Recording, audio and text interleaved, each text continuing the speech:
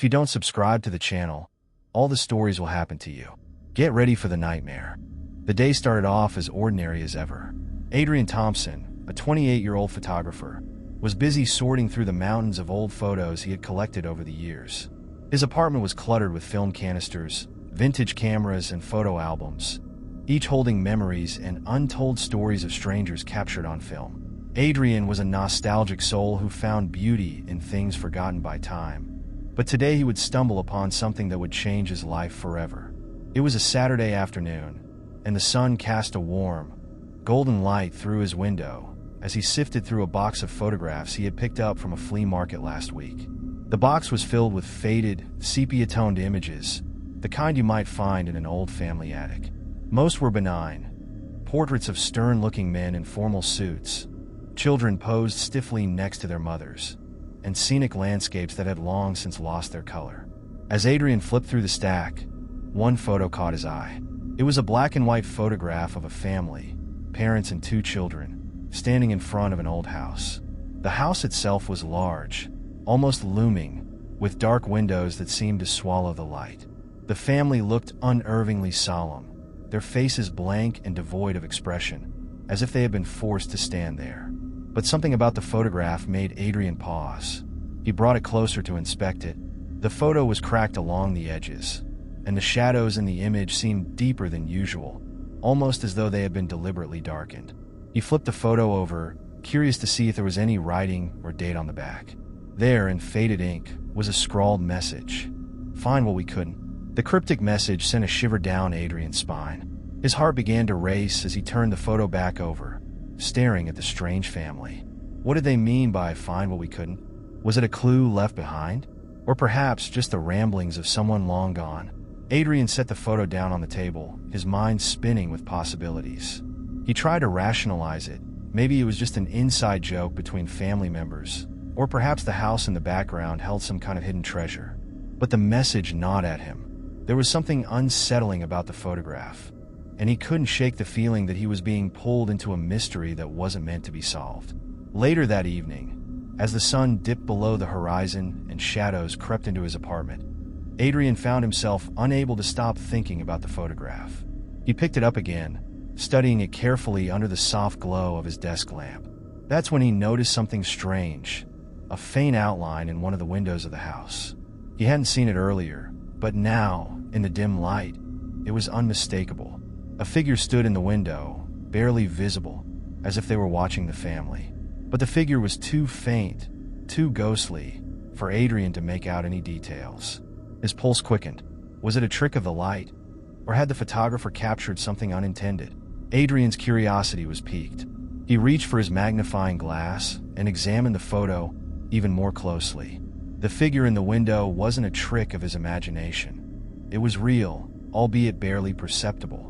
Something wasn't right about this photograph. Adrian felt it deep in his bones. That night, he couldn't sleep. The message on the back of the photograph played over and over in his mind. Find what we couldn't. What had this family been looking for? And what had they failed to find? Adrian knew he had to dig deeper. He had spent years researching the history behind his photographs, often finding fascinating stories hidden within the images.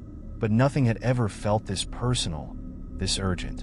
The next morning, he made a decision. He would find out everything he could about the family in the photograph and the house behind them. Something about the image called to him, and he couldn't ignore it. It was the beginning of a journey that would unravel a decades-old mystery, one that had been hidden in plain sight for far too long. Adrian wasted no time the next morning. After a sleepless night, filled with fragmented dreams of eerie figures standing in old windows, he decided to dive headfirst into the mystery. His first step was to figure out more about the house in the photograph. The image itself didn't give much away. There was no clear location, no street name, and no visible landmarks. But the house had a distinct Gothic style, with tall, narrow windows and steep gables, which could help narrow down his search. He began his research online, searching for historical houses that resembled the one in the photograph. Hours passed as he combed through countless old estates and archives, but nothing seemed to match. Just as frustration began to set in, he decided to take a break. Pouring himself a cup of coffee, Adrian leaned back in his chair and stared at the photo once more. The family's expressionless faces haunted him. It was as if they were hiding something more than just sadness or grief. As his eyes scanned the photograph, he remembered the strange figure in the window. Was it possible the answer lay not with the family, but with the house itself? Suddenly, an idea struck him. The local historical society might have records of older houses in the area. Maybe someone there could help identify the house and, in turn, the family. Adrian grabbed his jacket, slid the photograph into his backpack, and headed out the door. The local historical society was housed in an old brick building downtown, tucked between a library and a museum. It wasn't a place Adrian frequented, but he knew it held a wealth of information on the town's history and architecture. As he stepped inside, the musty smell of old books and dusty artifacts enveloped him. Behind the counter, an elderly woman with glasses perched on the tip of her nose looked up. "Can I help you with something?" she asked, her voice soft but authoritative. Adrian pulled out the photograph and laid it on the counter. "I'm trying to find out more about this house," he said, pointing to the looming structure behind the family. "It looks like it could be from around here, but I haven't been able to find any information." The woman adjusted her glasses and peered at the photo. Her brow furrowed, and she leaned in closer, scrutinizing every detail. "This does look familiar," she said slowly, "but it's been years since I've seen a house like this. It might be part of the old estates from the north side of town. Many of those homes were abandoned or demolished in the 1950s. Is there a way to check?" Adrian asked, his excitement building. "Any records of the families that lived there?" The woman nodded. "We have records in the archives. It might take some time, but I can help you look." For the next 2 hours, they sifted through boxes of old documents, maps, and blueprints. Adrian's hopes were beginning to wane when the woman suddenly gasped. "Here it is," she said, pulling out a faded map of the north side of town from the 1930s. The map highlighted several large estates, including one that matched the house in the photograph almost perfectly. Adrian's heart skipped a beat. "That's the house," he murmured. "It was known as the Lovett Estate," the woman explained. "It was one of the grandest houses in the area back in the early 1900s. The family who lived there had a bit of a mysterious history, if I recall correctly. There were rumors, but nothing ever proven." "What kind of rumors?" Adrian asked, his curiosity piqued. The woman hesitated. "Well, people said the family was cursed. Strange things happened around them. Disappearances, tragedies, that sort of thing. Some even believed the house itself was haunted. But, like I said, nothing was ever confirmed." Adrian's mind raced. The message on the back of the photograph, "Find what we couldn't," now seemed even more ominous. Had the Lovett family been searching for something before their untimely demise? And had they failed to find it? Before he left, the woman handed him a small folder containing clippings from old newspapers about the Lovett family. Adrian thanked her and hurried back to his apartment, eager to dive into the new information. Once home, he opened the folder and began reading. The Lovetts had been a prominent family in the early 20th century, known for their wealth and influence. But the newspaper articles painted a darker picture. Over the years, several members of the family had died under mysterious circumstances. An accidental fall down the stairs, a drowning in the nearby lake, and one child who simply vanished without a trace. The disappearances and deaths had led to the rumors of a family curse, and eventually, the house had been abandoned. Adrian's mind spun with the possibilities. What had the Lovett family been searching for? And was it connected to the figure he had seen in the window? His phone buzzed, pulling him out of his thoughts. It was a message from his friend Greg, a fellow photographer. "Hey, you up for a shoot tomorrow? There's an old estate just outside town that might be perfect for some spooky shots." Adrian's heart skipped a beat. Could it be the Lovett Estate? "Send me the details," he replied, his pulse quickening with anticipation. As Adrian prepared for the next day's adventure, he couldn't shake the feeling that he was getting closer to uncovering the truth. But what he didn't realize was that some secrets were never meant to be found, and the Lovett Estate still held plenty of them, waiting to be revealed. The next morning, Adrian met Greg outside of town. They parked along a deserted road, where Greg pointed toward the sprawling estate just beyond the trees. "This is it," Greg said with a grin. "Pretty creepy, huh? I figured we could get some great shots here. No one comes around anymore, so we'll have the place to ourselves." Adrian's stomach tightened. The house, now overgrown and crumbling, was unmistakably the same one from the photograph. The once grand Lovett estate now stood in ruins, its windows shattered, ivy creeping up the walls like skeletal fingers, and its air thick with neglect. It was eerie how little had changed from the time the photograph had been taken. Greg slung his camera bag over his shoulder and began walking toward the house. Adrian hesitated, feeling a chill creep up his spine. Something about this place felt wrong, more so than just an old, decaying mansion. It was as if the very ground beneath them was humming with some invisible energy. "You coming, man?" Greg called back. The light's perfect for some moody shots. Adrian shook off the unease and followed. As they approached the house, the wind rustled through the trees, and the faint creak of the old structure echoed in the stillness. They passed through the front gate, the iron hinges squealing in protest, and made their way to the front door. It was ajar, hanging loosely on its hinges, as if beckoning them inside. "This place is insane," Greg said, snapping pictures of the dilapidated facade. "Can't believe no one's ever bought it." Adrian's gaze wandered to the upper windows. His breath caught in his throat as he saw a faint movement, a shadow flickering behind one of the broken panes. But when he blinked, it was gone. "Did you see that?" Adrian asked, his voice hushed. Greg frowned, lowering his camera. "See what?" Adrian pointed to the window. "I thought I saw someone." Greg glanced up, shrugged, and smirked. "Dude, it's just your imagination. This place is messing with your head already." But Adrian wasn't so sure. Something about the house, the Lovett estate, felt different from any other abandoned building he had ever visited.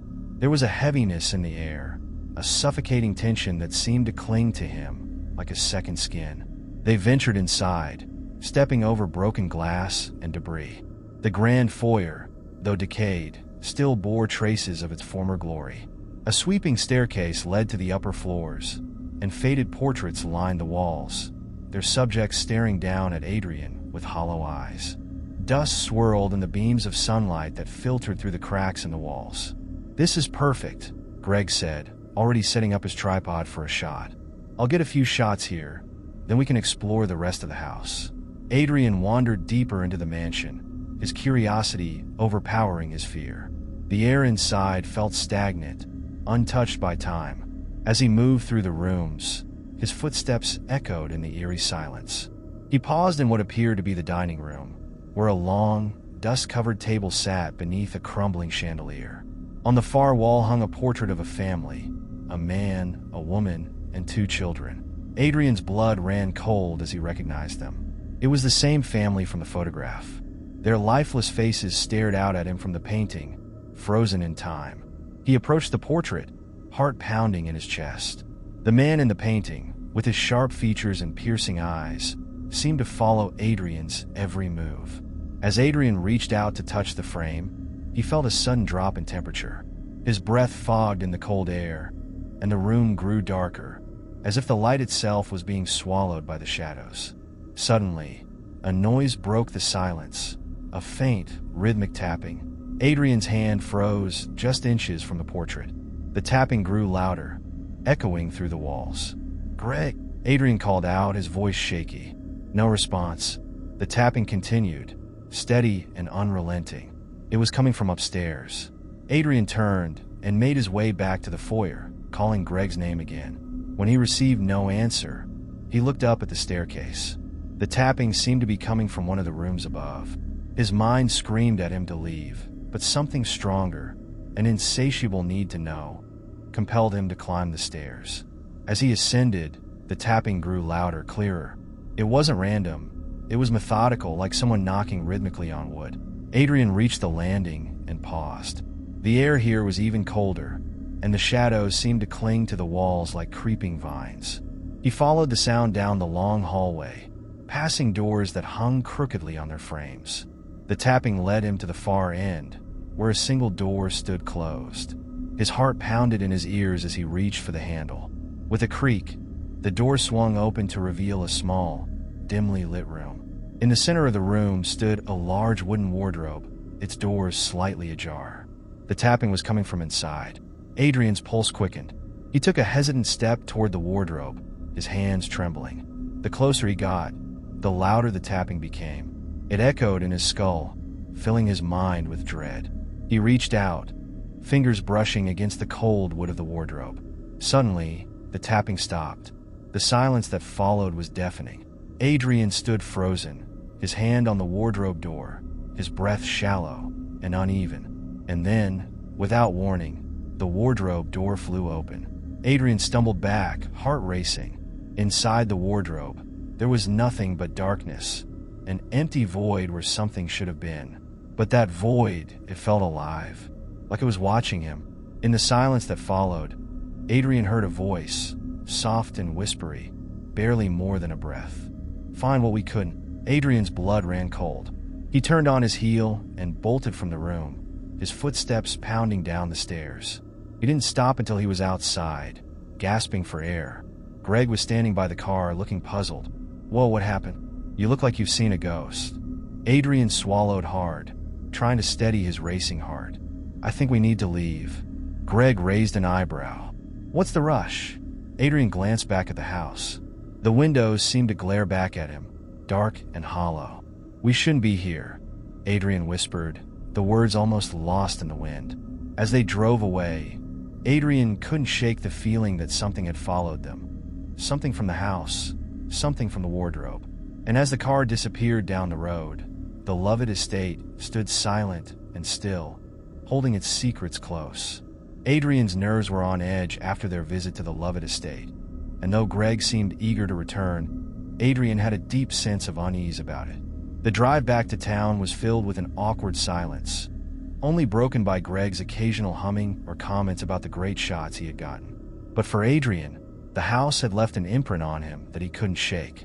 The voice, the wardrobe, the strange feeling that something had been watching him, it all replayed in his mind. He was almost certain now that the house was connected to the photograph he had found. And yet, what did find what we couldn't mean? That night, Adrian tossed and turned, unable to sleep. Every creak of the floorboards in his apartment sent his heart racing. His mind was restless, constantly returning to the events at the estate. He thought about calling Greg and telling him everything about the voice, the wardrobe, and the eerie family portrait. But a part of him hesitated. He wasn't sure Greg would believe him, or worse, he feared Greg would insist on going back to investigate further. The next morning, Adrian tried to distract himself with his daily routine. He buried himself in work, kept the TV on for background noise, and even took a walk to clear his head. But no matter what he did, his thoughts returned to the Lovett estate. Something was wrong there, and it felt like the house wasn't done with him. Later that evening, Adrian's phone rang. He glanced at the screen. It was Greg. Hey man. Greg's voice came through, casual and upbeat as always. I was thinking of heading back to the house tomorrow. You up for another round of photos? Adrian's stomach churned. I don't know, Greg. I think we should leave that place alone. There was a pause on the other end of the line. What's going on with you? You seemed fine at first, but after we left, you've been acting weird. Did something happen back there that you're not telling me? Adrian hesitated. I heard something when I went upstairs. A voice. Greg chuckled. You're kidding, right? No, Adrian replied firmly. I'm not. There was this wardrobe, and when I opened it, I heard a voice. It said, find what we couldn't. And there was this family portrait that matched the people in the photograph I found. Greg, something's not right with that place. Greg sighed. Look, man, you're probably just spooked. That house is old, creepy, and falling apart. It's natural to hear weird noises. But if you're really that freaked out, maybe we should go back and figure out what's going on. You know, face it head on. Adrian's heart sank.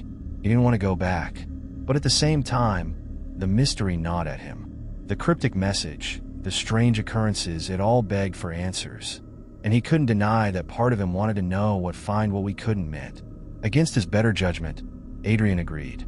Fine, we'll go back. But this time, we have to be careful. The following day, they set out once again for the Lovett estate. As they neared the house, Adrian's anxiety surged. The once grand mansion loomed ahead like a specter, its dark windows reflecting nothing but emptiness. The wind had picked up, sending the overgrown branches of trees swaying ominously.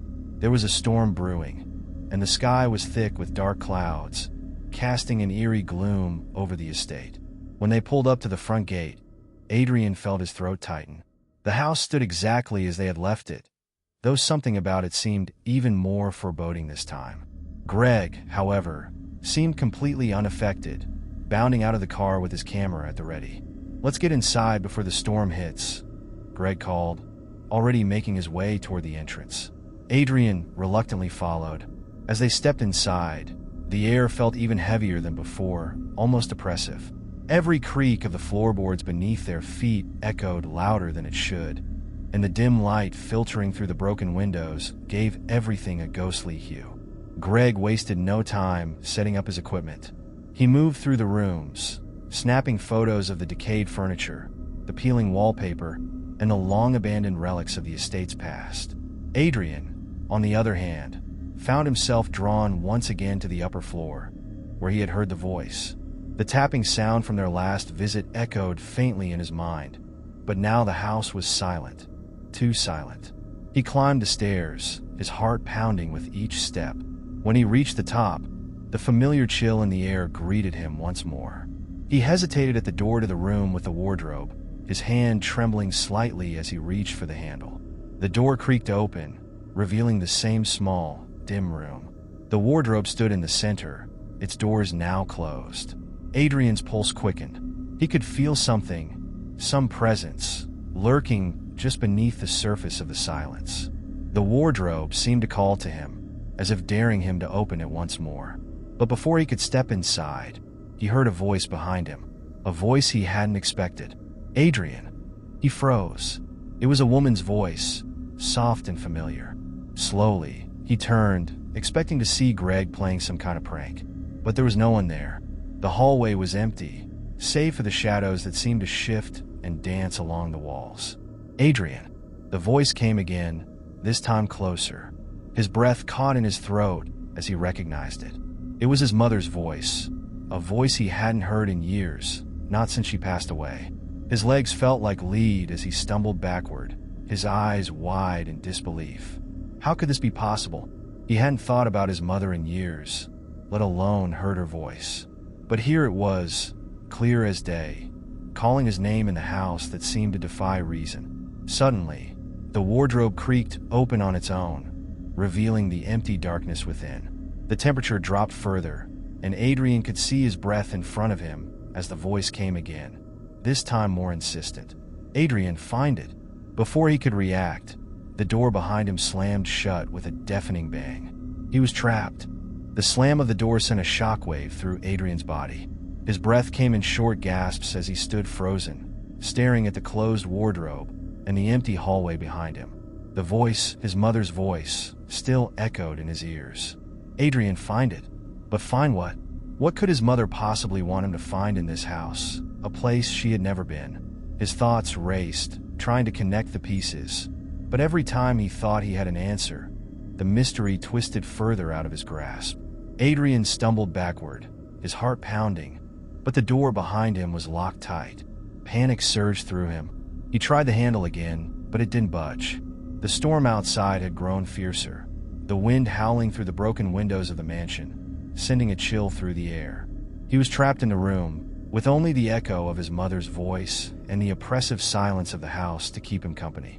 Suddenly, a loud bang reverberated through the room, making Adrian jump.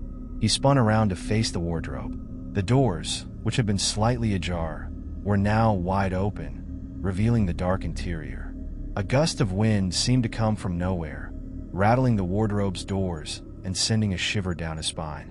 He stepped closer, drawn toward the wardrobe despite the terror clawing at his chest. As he peered inside, something caught his eye, a glint of metal, half buried under a pile of dust and old fabric. Adrian reached out with trembling fingers, lifting the edge of the fabric to reveal an old brass key. The key was heavy, cold to the touch, and engraved with intricate designs that seemed oddly familiar. He held it up to the dim light, examining it closely. Where had he seen this pattern before? Then it hit him, the photograph. The strange engraving matched the ornate design that had bordered the family portrait in the Lovett estate. Adrian's mind raced. The key was the connection, the missing piece in this tangled web of mystery. But what did it unlock? And why had the voice of his mother led him to it? He slipped the key into his pocket, feeling its weight pull at him like an anchor. The storm outside had intensified, thunder rumbling ominously in the distance. Adrian's eyes darted around the room, searching for a way out. The wardrobe seemed to pulse with an unnatural energy, as if it held secrets beyond his comprehension. "Adrian!" Greg's voice shattered the silence, muffled but urgent. Adrian rushed to the door and banged on it with all his strength. "Greg, I'm stuck in here. The door won't open." There was a brief pause, and then Greg's voice came through again. "Hold on, I'll get it." Moments later, the door flew open, and Greg stood there, wide-eyed and breathless. "What the hell happened in here? I've been calling for you." Adrian didn't know how to explain what he had experienced. The voice, the key, the overwhelming sense that something in the house was playing with him. It all sounded too insane. But there was no time to process it all. "I found something," Adrian muttered, pulling the brass key from his pocket and showing it to Greg. Greg's eyes widened. "Where did you get that?" "In the wardrobe." "But it's more than that," Adrian said, his voice low and tense. "I heard a voice. My mother's voice. It led me to this key." Greg blinked, clearly trying to process what he was hearing. "Your mother's voice? Adrian, are you sure you're okay?" Adrian shot him a look of frustration. "I know how it sounds, but I swear it's real. The voice, it wasn't just in my head." Greg held up his hands defensively. All right. I believe you. Let's just figure out what the key is for." Adrian nodded, pocketing the key once more. But as they made their way back downstairs, the eerie feeling in the house seemed to intensify. Every shadow, every creak of the floorboards, felt charged with unseen energy. It was as if the house itself was alive, watching them. When they reached the foyer, the storm outside crashed in full force. Rain battered the windows, and lightning lit up the sky in blinding flashes. The front door rattled violently, as if something or someone was trying to get in. Adrian and Greg exchanged uneasy glances. The atmosphere in the house had become suffocating, the once grand mansion now a prison of foreboding. "We need to get out of here," Greg said, his voice laced with urgency. Adrian didn't need to be told twice. They bolted for the front door, but just as they reached it, a deafening crash shook the house. The chandelier above them swung wildly, casting erratic shadows across the walls. The door refused to open, no matter how hard they pulled. "We're trapped," Greg muttered, panic seeping into his voice. "This place doesn't want us to leave." Adrian's heart pounded in his chest. The key in his pocket felt heavier with each passing second, as if it was pulling him towards something deeper, something more dangerous. He knew they couldn't stay in the house much longer. Something was coming for them. Suddenly, Adrian remembered the basement door they had passed on their first visit.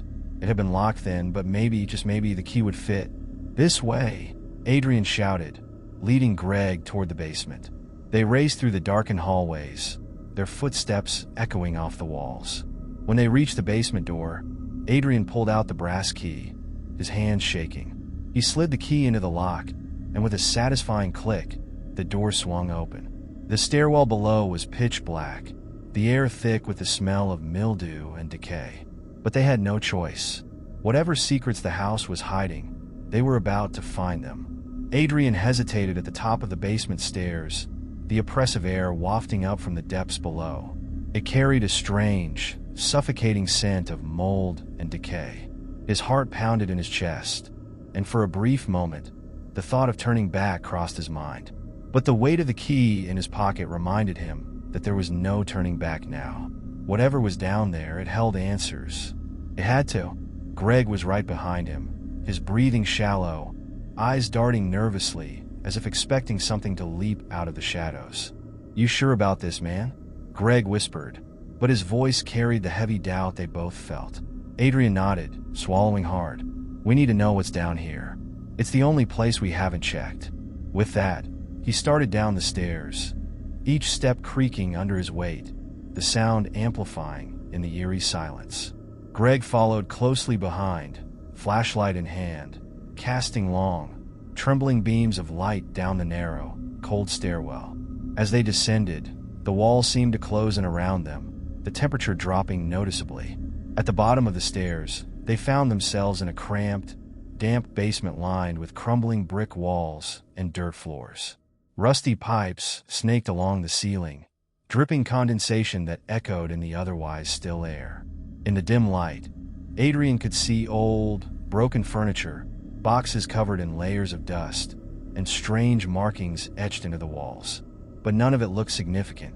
Greg swept the flashlight across the room, illuminating a set of shelves against the far wall. "What the hell are we supposed to be looking for?" Adrian didn't answer immediately, his mind racing. The voice, the key, the sense that they were being led, it all pointed to something hidden, something waiting to be found. He pulled the brass key out of his pocket again and stared at it, turning it over in his hands. The intricate design seemed to shimmer in the dim light, as if alive. What could it possibly unlock? "Maybe there's something behind the shelves," Greg suggested, already walking toward them. Adrian followed, and together they moved the old wooden shelves aside, revealing another door, a smaller, almost hidden door set into the wall, barely noticeable at first glance. Unlike the rest of the basement, this door looked newer, as if it had been installed more recently, but there was no handle, just a small keyhole at its center. Adrian's pulse quickened. This was it. He fit the brass key into the lock, his hands trembling slightly. As the key turned, there was a low, grinding sound, and the door creaked open, revealing a pitch-black room beyond. The air that seeped out was colder than the rest of the basement, carrying an indescribable sense of dread. "Are you sure you want to do this?" Greg's voice broke through the silence, his usual bravado now gone. Adrian didn't answer, stepping through the doorway, the darkness swallowing him. Greg followed, muttering something under his breath. The room inside was unlike the rest of the mansion. It was smaller, the walls lined with old stone, like the foundation of something ancient. There was no furniture, no objects, nothing except a small table in the center of the room. On the table sat a single item, covered in a dirty, torn cloth. The flashlight beam wavered as Greg shone it over the table. That's it," he asked, incredulous. "All of this for an old table." But Adrian knew better. His breath hitched in his throat as he approached the table, the air feeling thick and oppressive around him. With trembling hands, he reached for the cloth, slowly pulling it away. Beneath it lay an old leather-bound journal, its cover cracked and faded with age. The leather had darkened over time, giving it an ominous appearance. There was no title, no markings, just a small brass clasp keeping it shut. Adrian's fingers traced the edge of the book, a cold dread settling in the pit of his stomach. He felt the weight of the moment. This journal, whatever it contained, was at the heart of everything. Slowly, he undid the clasp and opened the cover. The first few pages were brittle, yellowed with time, but the ink was still legible. It was a journal, written in a neat, meticulous hand. As Adrian flipped through the pages, the entries became increasingly erratic, the handwriting growing more frantic and jagged. The entries spoke of strange rituals, disappearances, and a family secret hidden deep within the mansion. Names were mentioned, people long forgotten, but one name stood out: Lovett. Adrian's stomach turned as he realized the significance. The Lovett family, the previous owners of the mansion. The journal chronicled their downfall, how their greed led them to uncover ancient, forbidden knowledge buried within the mansion's walls. Rituals had been performed, sacrifices made, and something had been awakened, something malevolent, that now lingered in the shadows of the house. Suddenly, the pages began to feel heavier, as if weighed down by the dark history they held. Adrian flipped to the last page, his heart pounding. The final entry was brief, but chilling. The key will open the door, but what lies beyond is not meant for the living. Beware the cries in the night. They are not what they seem. Greg's voice snapped Adrian out of his trance. What the hell is that supposed to mean? Adrian's mind raced. The key, the voices, the basement, it all fit together now. The Lovetts had tampered with something they shouldn't have, and now the house was cursed, haunted by whatever they had awakened. The cries he'd heard, the whispers, it was all tied to the rituals performed in this very basement. Before he could respond, a sound echoed through the room, a low, guttural growl, deep and menacing. Adrian and Greg froze, their eyes darting around the room. The temperature plummeted even further, and the oppressive feeling in the air intensified. "We need to get out of here," Greg whispered, his voice shaking. But before they could move, the door behind them slammed shut, sealing them inside the cold, dark room. Adrian's breath caught in his throat as the door slammed shut, the echo reverberating through the small, oppressive room. The sudden finality of it was suffocating, as if the walls themselves were closing in. He turned to Greg, who was already frantically pulling at the handle, his face pale with fear. "It won't budge." Greg's voice cracked with panic. "We're stuck in here, man." Adrian's mind raced as he stared at the door. This room, the journal, the ominous warnings, it all pointed to something much darker than he could have anticipated. The sound of the low growl they had heard moments ago was still ringing in his ears, and he couldn't shake the feeling that they were being watched. "We have to stay calm," Adrian said, his voice trembling despite his best efforts. "There has to be another way out." Greg shot him a disbelieving look. "Calm? You want me to stay calm? We're locked in some creepy basement with a cursed journal, and you want me to be calm?" Adrian didn't respond. Instead, he walked back toward the small table where the journal lay, now open to the final page. The ominous last entry seemed to pulse with significance. "Beware the cries in the night. They are not what they seem." He knew they were on the brink of something terrible, something ancient and dark that had been awakened by the Lovitts. But there had to be a way out, a way to stop whatever this was before it consumed them. Suddenly, a soft whisper filled the room, a voice, faint and distant, as if it were coming from the walls themselves. Adrian strained to listen, his heart pounding in his chest. "You shouldn't have come here." The voice was female, barely audible, but it sent a chill down his spine. It was the same voice he'd heard that night, the night he'd found the key. Greg stepped back from the door, eyes wide. "Did you hear that?" he whispered. "Who the hell is that?" Adrian didn't answer. His eyes were fixed on the journal, the pages now fluttering as if caught in an unseen breeze. He reached out, flipping through the brittle pages until he found an entry that hadn't caught his attention before. It was dated several weeks before the final entry, and it spoke of a ritual that had gone wrong, a door that had been opened to something they couldn't control. "The cries," Adrian murmured, his eyes scanning the page. "The journal says the cries are a warning." Greg looked over his shoulder, his panic momentarily replaced by confusion. "A warning? For what?" Adrian's mind reeled as the pieces fell into place. The Lovitts had heard the same cries, cries that had lured them deeper into the house's mysteries. But they weren't the cries of a baby. They were something else, something that had been trying to keep them away from the cursed secrets buried within the mansion. Before Adrian could explain further, the temperature in the room dropped again, and the whispering grew louder. The soft, eerie voice filled the air, repeating the same phrase over and over. "You shouldn't have come here. You shouldn't have come here." The walls seemed to pulse with the sound, the oppressive energy pressing down on them. Greg backed away, his breathing shallow, his hands shaking. "We need to get out of here now." Adrian grabbed the journal, clutching it tightly as he moved toward the door. There had to be something in the book, some clue that could help them escape. But before he could speak, the growling returned, louder this time, and closer. It was no longer just an echo in the room. It was right behind them. Greg spun around, his flashlight trembling in his hand as he pointed it into the darkness. "What is that?" he cried out, his voice tinged with desperation. The beam of the flashlight flickered, casting erratic shadows across the walls. And then, in the far corner of the room, something moved, something dark and amorphous, slowly taking shape. It was a figure, tall and menacing, its form barely visible in the dim light. Adrian's pulse raced. The figure was watching them, its presence oppressive and malevolent. The air felt thick with its energy, and the growling deepened, reverberating through their bones. "We need to get out of here," Adrian whispered urgently. He grabbed Greg by the arm, pulling him toward the door.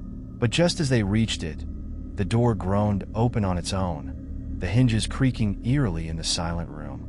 Greg stumbled back, his eyes wide with disbelief. How did that happen?" Adrian didn't have time to answer.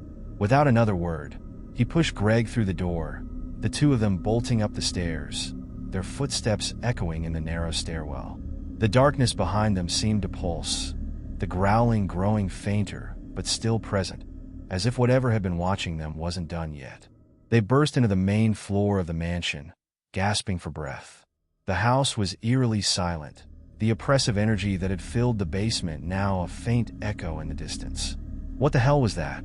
Greg panted, doubling over, his hands on his knees. What did we just see down there? Adrian didn't answer immediately. His mind was still racing, trying to make sense of what had just happened.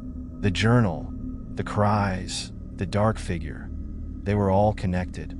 Whatever the Lovitts had unleashed, it was still here, lurking in the shadows of the mansion. I don't know, Adrian finally said, his voice shaky. But we need to get out of here. Now! They didn't waste any more time. Together, they ran through the mansion, the dark hallways seeming to stretch endlessly before them. The walls felt alive, as if watching their every move. The once grand house was now a labyrinth of terror, filled with the echoes of its dark history. As they neared the front door, Adrian heard it again.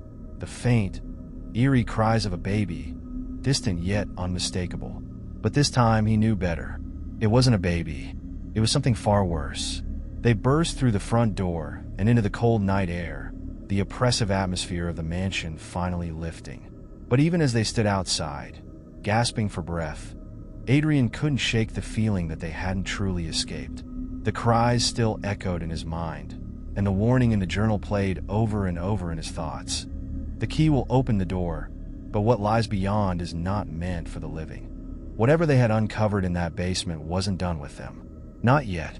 The cold night air wrapped around Adrian and Greg like a shroud as they stumbled away from the mansion, hearts racing and minds spinning with confusion. The eerie cries lingered in the depths of Adrian's memory, and he couldn't shake the feeling that they were being pursued. He glanced over his shoulder, half expecting to see that shadowy figure lurking just behind them. "We have to get help," Greg said, his breath visible in the chilly air. "We can't go back in there. Whatever that was, it's not normal." Adrian nodded, though his instincts were screaming at him to return to the mansion. They had stumbled onto something extraordinary, and he couldn't shake the feeling that the key he had found held the answers to the mysteries they had uncovered. They hurried down the gravel path, their footsteps crunching underfoot as they made their way to the street. The stillness of the night was unnerving, the darkness surrounding them almost palpable. As they reached the edge of the property, Adrian's phone buzzed in his pocket, startling him. He pulled it out and saw a message from his sister, Sarah. "Are you okay? I'm worried. I heard strange noises coming from the direction of the Lovitt house." A chill ran down Adrian's spine. It was more than just the house that was calling to him. It was a dark energy, a force that seemed to reach out to him even now. "Did you see that?" Greg said, pointing to the house behind them. Something moved in the window. Adrian turned quickly, but saw nothing. The mansion stood still, its silhouette framed against the night sky, looking more ominous than ever. He shook his head, trying to shake off the fear gripping him. "Let's just get to my car," Adrian urged, leading the way as they walked quickly down the road. But the sense of dread only deepened, as if the shadows were crawling closer with every step. As they reached the car, Adrian fumbled with his keys, his hands shaking as he tried to unlock the door. Greg stood beside him, glancing nervously back toward the house. "Are you sure we should just leave it like this?" Greg asked, his voice wavering. "What if we're not safe?" "I don't think we are safe anywhere," Adrian replied, finally unlocking the door. "But we need to get to town. We need to talk to someone who can help us figure this out." They climbed into the car, the engine sputtering to life, and Adrian pulled away from the Lovitt house, glancing in the rearview mirror. The mansion loomed behind them, dark and foreboding, its secrets still locked within its walls. As they drove, the weight of what they had experienced hung heavily between them. Adrian couldn't shake the feeling that they were missing something crucial, a piece of the puzzle that could explain everything. The journal, the cries, the dark figure. "What if we just turn around?" Greg suggested, his voice almost a whisper. "What if we go back and confront it?" Adrian considered this for a moment, a part of him drawn back to the house, to the mystery waiting inside. But another part of him screamed to keep driving, to put as much distance between them and that dark place as possible. "Look," he said finally, Let's just get to town. We'll figure it out from there. As they drove, the tension in the car grew thick, punctuated only by the sound of the tires on the asphalt. Greg sat beside him, visibly shaken, and Adrian's mind was racing with thoughts of the journal and the danger still lurking in the Lovett house. The streetlights flickered past, illuminating their path, but the shadows seemed to stretch and creep closer with each passing moment. It wasn't until they reached the outskirts of town that Adrian spotted the familiar diner where they often hung out. "Let's stop here," he said, pulling into the parking lot. "We need to regroup and figure out our next move." They stepped inside, the warm glow of the diner a welcome relief from the chill of the night. But as they settled into a booth, Adrian couldn't shake the feeling that something was still watching them. A waitress approached with a friendly smile, but Adrian found it hard to focus on her words. Instead, his mind was preoccupied with the journal, the cries, and the looming darkness of the Lovett mansion. "Can I get you two anything?" she asked, her tone cheerful. "Just coffee for now," Adrian replied absently, still lost in thought. He glanced out the window, half expecting to see the shadowy figure lurking in the darkness beyond. As the waitress walked away, Greg leaned closer, his voice low. "What do we do now? We can't just sit here and pretend like nothing happened." Adrian hesitated, then opened the journal again, flipping through the pages until he found the entry detailing the ancient ritual that had gone wrong. He felt a rush of urgency. They needed to understand what they were dealing with. "We have to figure out how to close whatever door the Lovetts opened," Adrian said, his resolve hardening. "If we don't, that thing, whatever it is, might come after us next." "But how?" Greg asked, looking more scared than ever. "The journal didn't give us any clear answers." Adrian paused, feeling the weight of the journal in his hands. "There might be something in here we missed," he said, determination rising within him. "We need to go back. We have to find out exactly what we're dealing with." Before Greg could protest, Adrian reached for his phone, pulling up the message from Sarah again. "I need to call my sister. She can help us." As he dialed, the air in the diner seemed to shift, the atmosphere growing heavier. The familiar sounds of clinking dishes and chatter faded away, as Adrian felt a sudden chill run down his spine. Something was off. "Adrian." Sarah's voice came through the line, filled with concern. "What's going on?" "I've been hearing things from the Lovett house. Are you safe?" Adrian opened his mouth to respond, but before he could speak, the lights in the diner flickered, plunging them into darkness for a moment. A collective gasp rose from the other patrons, and when the lights came back on, Adrian's heart dropped. Across the room, he saw the shadow, the dark figure from the mansion, standing silently in the corner, its eyes locked onto him. Adrian's blood ran cold as the reality of their situation sank in. "Sarah, we need to go," he shouted, hanging up the phone as panic surged through him. "Now!" "Adrian, what's wrong?" Greg asked, his eyes darting toward the corner. But the figure was gone, leaving only a lingering sense of dread in its wake. Adrian grabbed Greg's arm and bolted toward the door, the fear of what they had just witnessed propelling them forward. The night outside felt alive, the wind whispering secrets they couldn't comprehend. They sprinted to the car, adrenaline coursing through their veins, and Adrian's heart raced as he fumbled with the keys. The darkness felt like it was closing in, and he could almost hear the cries echoing in the distance. As the engine roared to life, Adrian shot a glance back at the diner, half expecting to see the figure standing in the window. But it was empty, the soft glow of the diner's lights illuminating the street beyond. "Go!" Greg urged, and Adrian hit the gas, racing away from the diner and toward the Lovett house. "What are we doing?" Greg shouted over the roar of the engine. "We can't go back there. It's not safe. We have to end this," Adrian replied, his grip tightening on the steering wheel. "We have to close whatever door they opened." As they sped toward the mansion, Adrian's mind was filled with determination. They might be walking into danger, but they couldn't let fear control them. It was time to confront the darkness and uncover the truth hidden within the Lovett house. The night was thick with tension as they approached the mansion, but Adrian felt a surge of courage. They would face whatever lay ahead together, and they would uncover the secrets that had haunted the Lovett family for generations.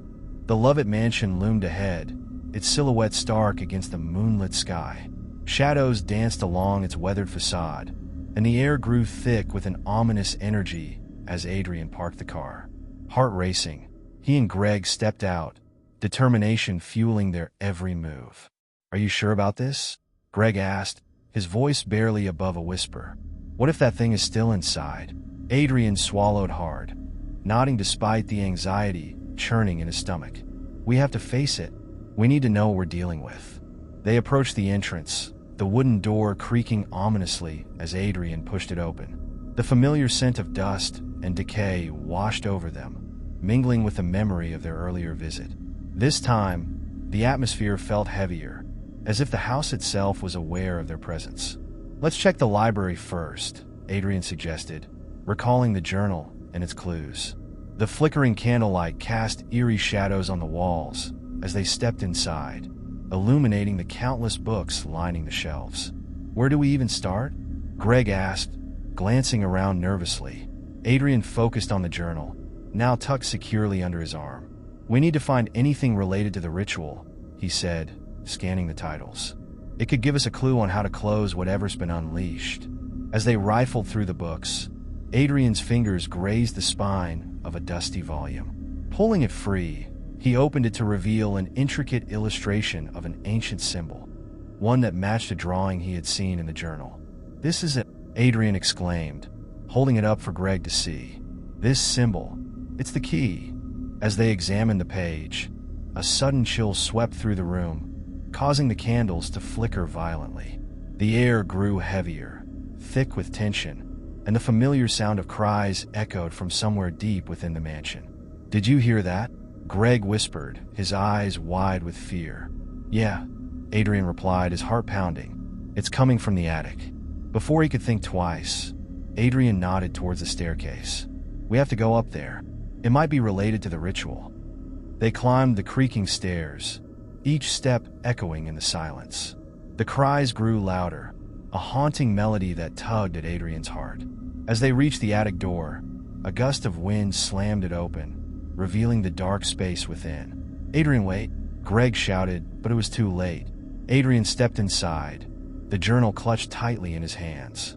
The attic was a labyrinth of old furniture and forgotten memories, the moonlight filtering through the dusty window. In the far corner, a figure shrouded in shadows sat, rocking back and forth. "Who's there?" Adrian called out, his voice shaking. The figure turned slowly, and Adrian's breath caught in his throat. It was a woman, her face gaunt and hollow, eyes wide with sorrow.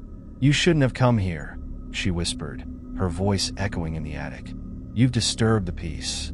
"Who are you?" Adrian demanded, taking a step closer. "I am Marissa Lovett," she said, her voice barely above a whisper. "I was the last to know the truth. We unleashed something terrible, and it's coming for you." "Unleashed what?" Greg asked, his fear turning into anger. "What did your family do?" Marissa's gaze shifted to the journal in Adrian's hands. "The ritual," she said. "It was meant to protect us, but it backfired. The cries you hear, they're the lost souls trapped in between worlds, and they want revenge." Adrian's mind raced as he recalled the entries in the journal. "How do we stop it?" he pressed, desperation creeping into his voice. "You must complete the ritual properly," Marissa explained, her eyes darting nervously around the attic. "But you can't do it alone. You need to find the heart of the house, the place where it all began." "What do you mean?" Adrian asked, his heart pounding. "Where is it?" "The cellar," Marissa whispered, trembling. "That's where the original ritual was performed. But beware, the darkness will not let you pass easily." Before Adrian could respond, a cold wind surged through the attic, extinguishing the candles and plunging them into darkness. Adrian felt the temperature drop as a low growl reverberated around them. "Get to the cellar," Marissa urged, her voice rising in panic. "Now!" Adrian and Greg exchanged a quick glance before sprinting toward the door. The cries grew louder, almost deafening, as they dashed down the stairs and into the hallway. Shadows twisted and writhed, blocking their path as they raced toward the cellar door. "Adrian, hurry!" Greg shouted, glancing back at the encroaching darkness. With trembling hands, Adrian flung the cellar door open, and they plunged into the darkness below. The air was damp and musty, and the flickering light from their phones barely illuminated the stone walls. "Where do we go?" Greg panted, glancing around frantically. Adrian's heart raced as he felt the weight of the journal in his hands. "There must be something here that can help us." They moved deeper into the cellar, the cries now a cacophony echoing around them. Adrian's pulse quickened as they stumbled upon an old altar, its surface covered in dust and grime. "This has to be it," Adrian said, approaching the altar. "This is where the original ritual was performed." As they examined the altar, Adrian noticed a series of markings on the stone, corresponding to the symbol from the journal. "We have to recreate the ritual," he said, determination flooding his veins. Greg nodded, his fear momentarily replaced by resolve. "What do we need to do?" "First, we need to chant the words from the journal," Adrian replied, flipping through the pages until he found the passage. "And we have to draw the symbol in the dust." Just as they began to prepare, the temperature in the cellar plummeted, and the shadows seemed to solidify around them. Adrian felt a presence pressing against him, an unseen force trying to drive them away. "Stay focused," he shouted, shaking off the fear that threatened to engulf him. "We can't let it distract us." Together, they began to chant the words, their voices resonating through the darkness. The cries grew louder, echoing their every word, filling the cellar with a haunting melody. As they finished the chant, Adrian felt a surge of energy, and the symbol on the altar glowed faintly. "It's working," he exclaimed, but the shadows around them grew more furious, twisting and writhing as if in pain. "We have to finish it," Greg shouted, fear etched on his face. Adrian nodded, pushing through the fear that threatened to overwhelm him. "We need to draw the symbol in the dust." They hurried to the altar, their hands shaking as they traced the intricate design in the dust. With each stroke, the energy in the room intensified, and the shadows writhed violently, shrieking in anger. As they completed the symbol, a blinding light erupted from the altar, illuminating the cellar and pushing back the darkness. The cries morphed into a single voice, pleading and sorrowful, resonating through the walls. "Release us," it echoed, filling the cellar with anguish. Adrian felt a deep sense of empathy wash over him. We're trying to help you." Suddenly, the light exploded, enveloping them in a brilliant glow. Adrian closed his eyes against the brightness, feeling the weight of the darkness lift. The cries faded, replaced by a profound silence, and when he opened his eyes again, the cellar was still. "Did we do it?" Greg whispered, looking around in disbelief. Adrian nodded, breathing heavily. "I think so. I think we stopped it." But just as he said this, the cellar door creaked open, and Marissa appeared, her face serene and peaceful. "You've done it," she said softly.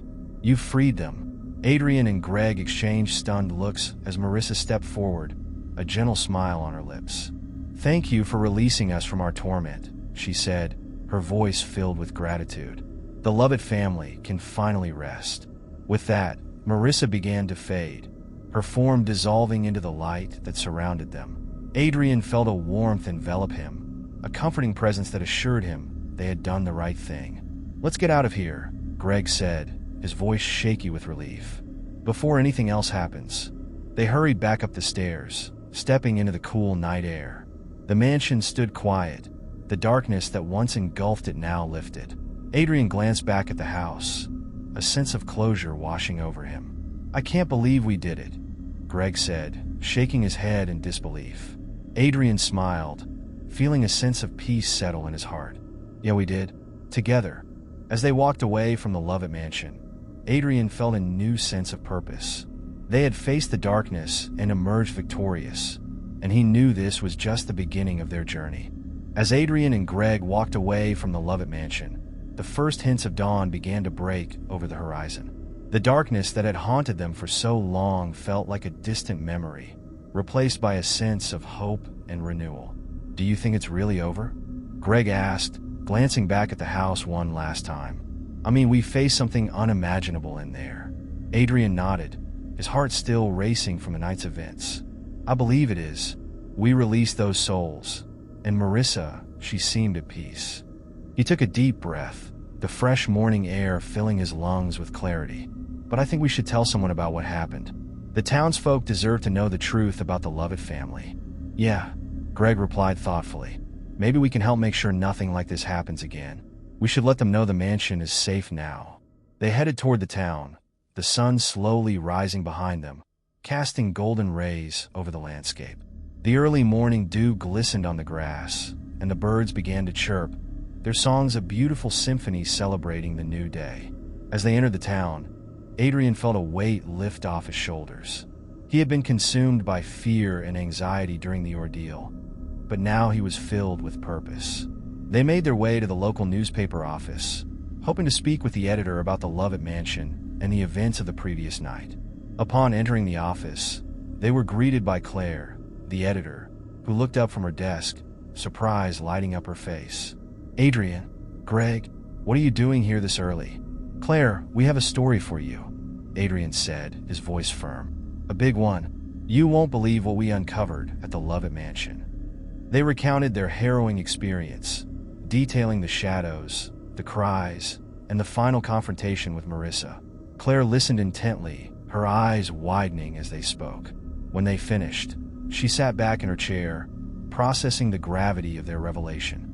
"This is incredible," she said finally, her excitement palpable.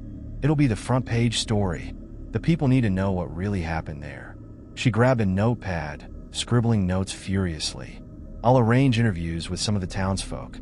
We can set up a community meeting to discuss it." Adrian smiled, feeling a sense of accomplishment. "Thank you, Claire. We just want to make sure everyone knows that the mansion is safe now." As they left the office, the sun fully emerged from the horizon, bathing the town in warmth. People were beginning to stir, heading to their daily routines, and the air was filled with laughter and chatter. "Can you believe it?" Greg said, grinning ear to ear. "We actually did it. We faced our fears and helped free those trapped souls." Adrian chuckled, feeling lighter than air. "Yeah, it feels surreal. I never imagined I'd be part of something like this." As they walked through the bustling town, Adrian felt a shift within himself. He had faced the darkness and emerged stronger, more resilient. The experience had changed him, and he was ready to embrace whatever came next. Just then, a familiar voice called out to them. "Hey, Adrian, Greg." They turned to see Sarah, one of their friends from high school, running toward them. "I heard about what happened at the Lovett mansion. Are you guys okay?" "We're fine," Adrian assured her, smiling. "We faced some crazy stuff, but it's all over now." Sarah's eyes widened with curiosity. "Can you tell me everything? I can't believe you guys actually went inside." As they filled her in on the details, Adrian felt a sense of warmth wash over him. This was what he had missed during the ordeal. The connection to others, the friendships that grounded him. He was ready to reconnect with his life and the people in it. As they chatted and laughed, Adrian realized that the darkness of the Lovett mansion had brought them all closer together. He knew that the journey wouldn't end with just one story. There would be more adventures to come, more mysteries to uncover, and more friends to share them with. With a newfound sense of purpose, Adrian looked ahead at the bright horizon, excited for what the future held. Together, they would face whatever challenges awaited them, united by the bond they had forged in the face of darkness. And with that, Adrian stepped into the light of a new dawn, ready to embrace the next chapter of his life. Don't forget to subscribe in the channel and like the video for more contents. It was a typical Friday night in the bustling city of New Haven. The streets were alive with the sounds of laughter, music, and the distant hum of traffic. I had just finished a long week at work and was looking forward to a quiet evening at home, unwinding with a good book and a cup of tea. Little did I know, the night would take a turn that I could never have anticipated. I stepped into the sleek glass building where my apartment was located, the lobby adorned with contemporary art and a minimalist design. The elevator doors slid open with a soft ding, and I stepped inside, pressing the button for the 14th floor. The familiar sensation of the elevator ascending always brought a sense of comfort, like a soft lullaby lulling me into relaxation. As the elevator climbed, the lights flickered momentarily. I brushed it off, attributing it to a minor electrical issue. But then, without warning, the elevator jolted to a stop. The sudden lurch sent a jolt of panic through me. I pressed the button frantically, but nothing happened. The small screen above the door flashed a warning message, "Out of service." Panic surged within me as I stood alone in the dimly lit elevator. The walls felt closer, almost suffocating. I took a deep breath, trying to steady myself. My mind raced with thoughts of what could have gone wrong. Had the elevator broken down? Was I going to be stuck here forever? Suddenly, the elevator lights flickered again, and I heard the sound of footsteps outside. Relief washed over me momentarily. I wasn't alone after all. Just as I began to feel a sense of comfort in that knowledge, the elevator door creaked open a few inches, and a figure stepped inside. "Looks like we're in a bit of a bind," a man said, his voice low and steady. He was in his late 30s, with tousled dark hair and an easy smile that didn't quite reach his eyes. My heart raced, not just from the initial fear, but from the uncertainty of this new situation. "Who are you?" I asked, trying to keep my voice steady. "Name's Mark," he replied, leaning casually against the wall. "I was just on my way to the rooftop when the power went out. Lucky for us, we have some company, huh?" I forced a smile, but couldn't shake the feeling of unease that settled over me.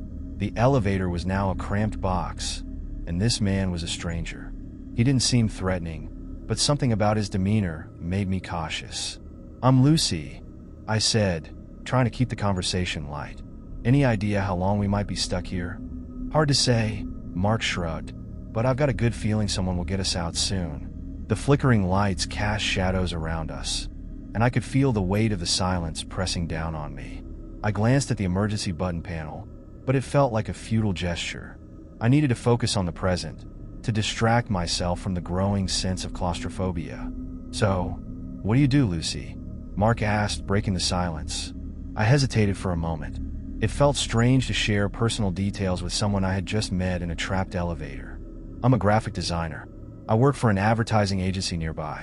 What about you?" "I'm a freelance photographer," he replied. "Mostly portraits and street photography, just trying to catch the city's essence one frame at a time." His passion for his work intrigued me, and for a brief moment, the fear of our situation faded as we discussed art and creativity. Yet, even as we talked, I couldn't shake the feeling that there was more to Mark than he let on. Just then, the lights flickered one last time before going out completely, plunging us into darkness. My breath caught in my throat, and I felt the panic rising again. "Hey, it's okay," Mark said, his voice steady in the dark.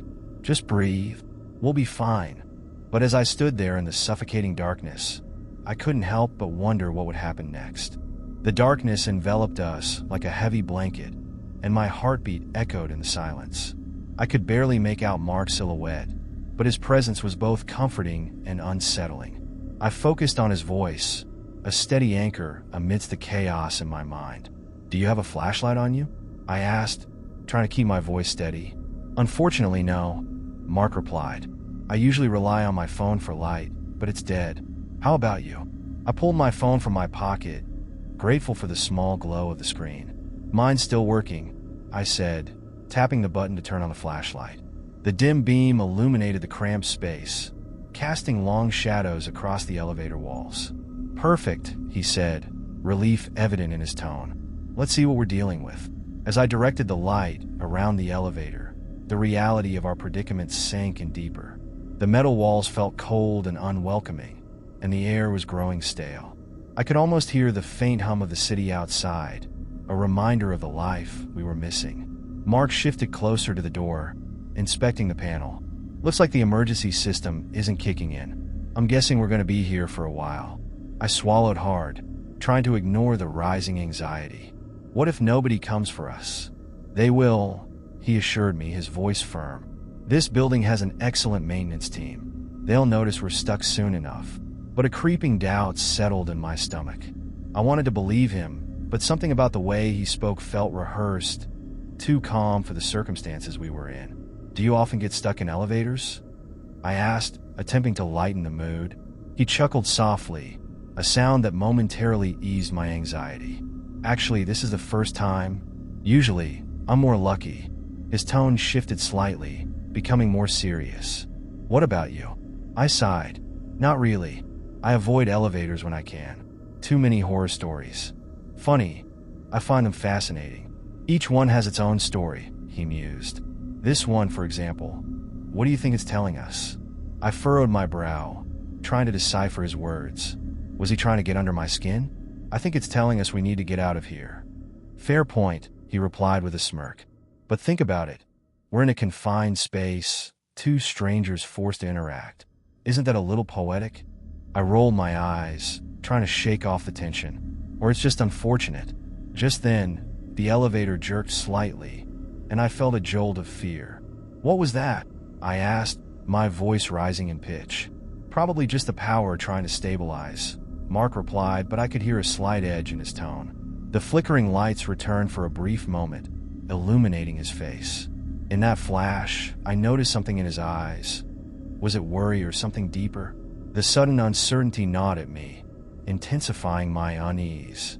Okay, let's try to stay calm, I said, forcing myself to sound more confident than I felt. What's your plan if we don't get out soon? He paused, the smile fading from his face. Honestly, I've never thought that far ahead. Just as he spoke, a loud clattering noise echoed from above us. My heart raced as I instinctively took a step back, shining the flashlight upwards. What was that? I whispered, my voice barely audible. Mark's expression changed, a flicker of alarm crossing his features. I don't know, but I think we're not alone in here. The weight of his words hung heavy in the air, and as the lights flickered again, a shiver ran down my spine. The air in the elevator thickened, and my heart raced at Mark's unsettling words. What do you mean we're not alone? I asked, struggling to keep the tremor out of my voice. The light flickered once more, creating an eerie strobe effect that danced across the walls. I just mean, he started, but the sound of another noise above us, a heavy thump, interrupted him. My breath hitched in my throat as I instinctively stepped closer to the elevator's back wall, feeling the cold metal against my skin. Mark glanced at the ceiling, and I followed his gaze. The darkness above felt oppressive, hiding unknown secrets. The elevator jolted slightly again, this time more forcefully, and I felt the ground shift beneath my feet. It could just be the building settling, I suggested weakly, trying to rationalize the unsettling feeling creeping up my spine. Or something else entirely, he murmured, his voice low and tense. I could see his body tense as he pressed his back against the opposite wall, mirroring my own instinct to create distance from whatever unseen threat lurked just out of sight. Let's just focus on getting out, I said, striving for a semblance of calm. If we make noise, maybe someone outside will hear us. Mark nodded, and I felt a surge of determination. I pounded my fist against the elevator wall, then called out, "Help! We're stuck in here."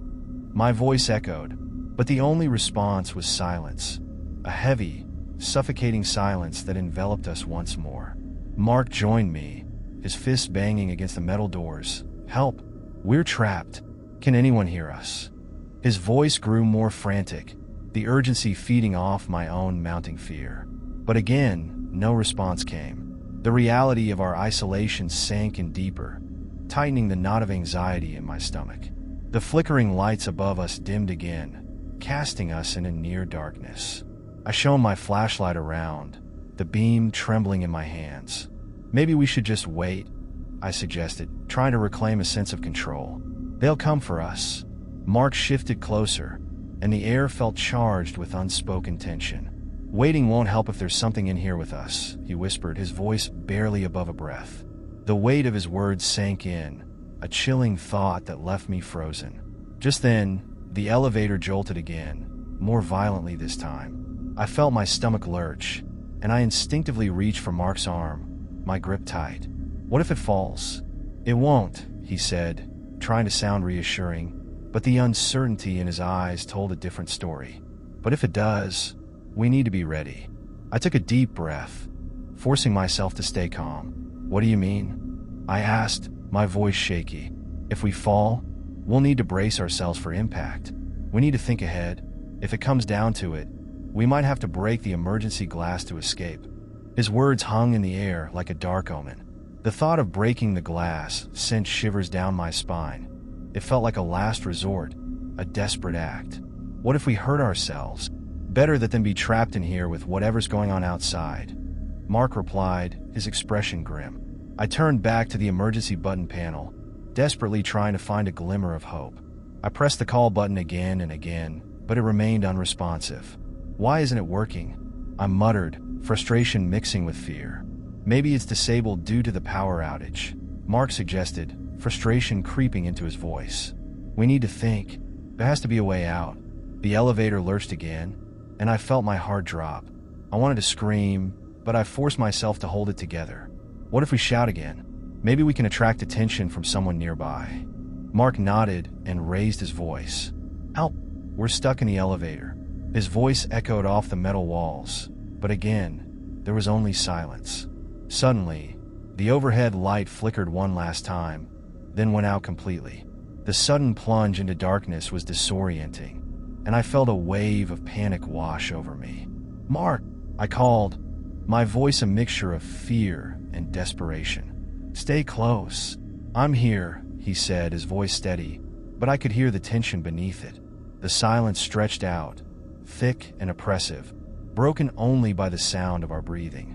I focused on the rhythm of my breath, trying to stave off the rising panic. But then, another sound broke through the silence. A soft thud, almost imperceptible, but definitely there. I turned my flashlight toward the sound, the beam cutting through the darkness. My heart raced as I directed it towards the corner of the elevator. Nothing, just shadows dancing at the edges of the light. Did you hear that? I whispered, fear gripping me once more. Mark nodded, his expression tense. Yes, it's coming from outside the doors. Before I could respond, a loud bang resonated from above us, followed by a shuffling noise. My breath hitched, and I backed away instinctively, pressing myself against the far wall.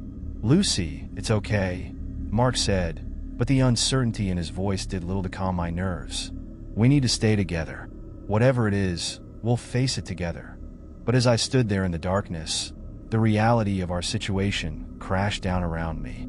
The unknown awaited us beyond the elevator doors, and with each passing moment, the sense of impending danger loomed larger. The oppressive darkness weighed heavily around us, and the unsettling noises outside the elevator grew louder, merging into a chaotic symphony of creaks and thuds. My heart raced as I struggled to suppress the rising tide of dread. What do you think is happening? I asked, my voice barely above a whisper.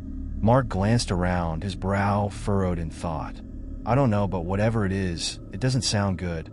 He took a deep breath, steadying himself. We can't stay here. We need to find a way out.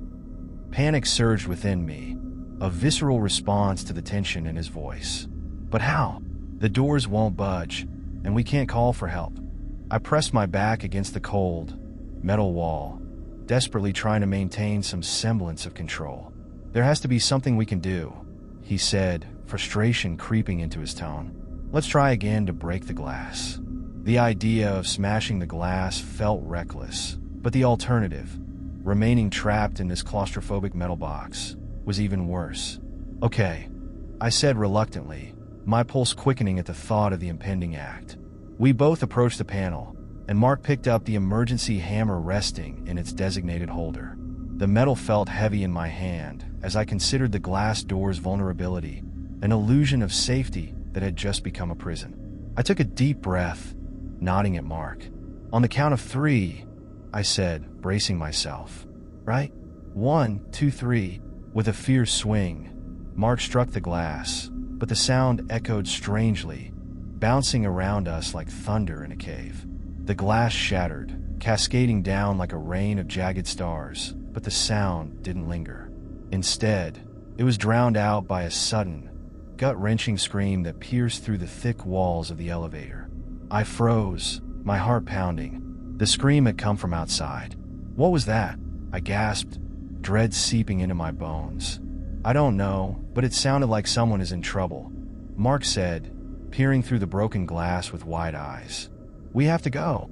He was already moving, but I hesitated, fear anchoring me in place. What if there's something out there? What if it's dangerous? Mark turned back to me, his expression determined. We can't just sit here and wait for something to happen. We need to see what's going on. His resolve was palpable, and I felt a strange mix of fear and admiration for his courage. Taking another breath, I nodded, steeling myself for what lay ahead. Okay, let's go. Together, we stepped over the shattered glass, the crunching sound amplifying the silence around us.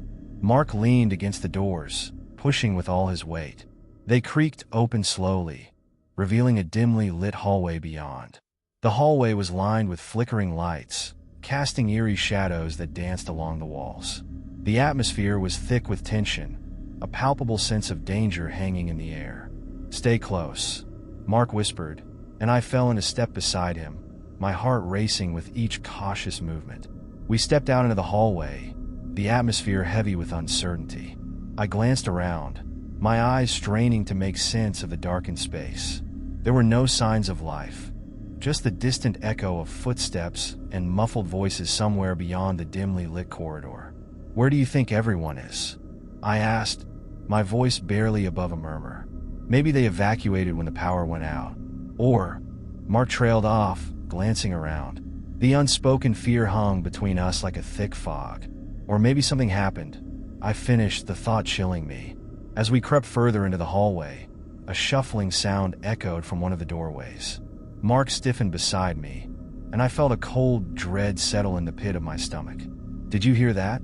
I whispered, my eyes darting toward the open door, shadows shifting within. "Yeah," Mark replied, his voice low. "We should check it out." The impulse to flee clawed at my mind, but curiosity drew me forward. "What if it's someone who can help us?" I suggested, despite my racing pulse. "Or it could be something worse," he said, glancing back at me. But I could see the flicker of bravery in his eyes. "Let's go." We approached the doorway cautiously, the darkness inside swallowing our light. I felt a chill run down my spine as we peered into the room. It was empty, except for a single flickering light overhead and a tangle of shadows in the corners. "What is this place?" I murmured, taking a step inside, drawn by a strange magnetism. The air was thick with dust, and the remnants of what seemed to be a long-abandoned storage room filled my senses. Old furniture lay scattered about, covered in sheets, and boxes piled haphazardly in the corners.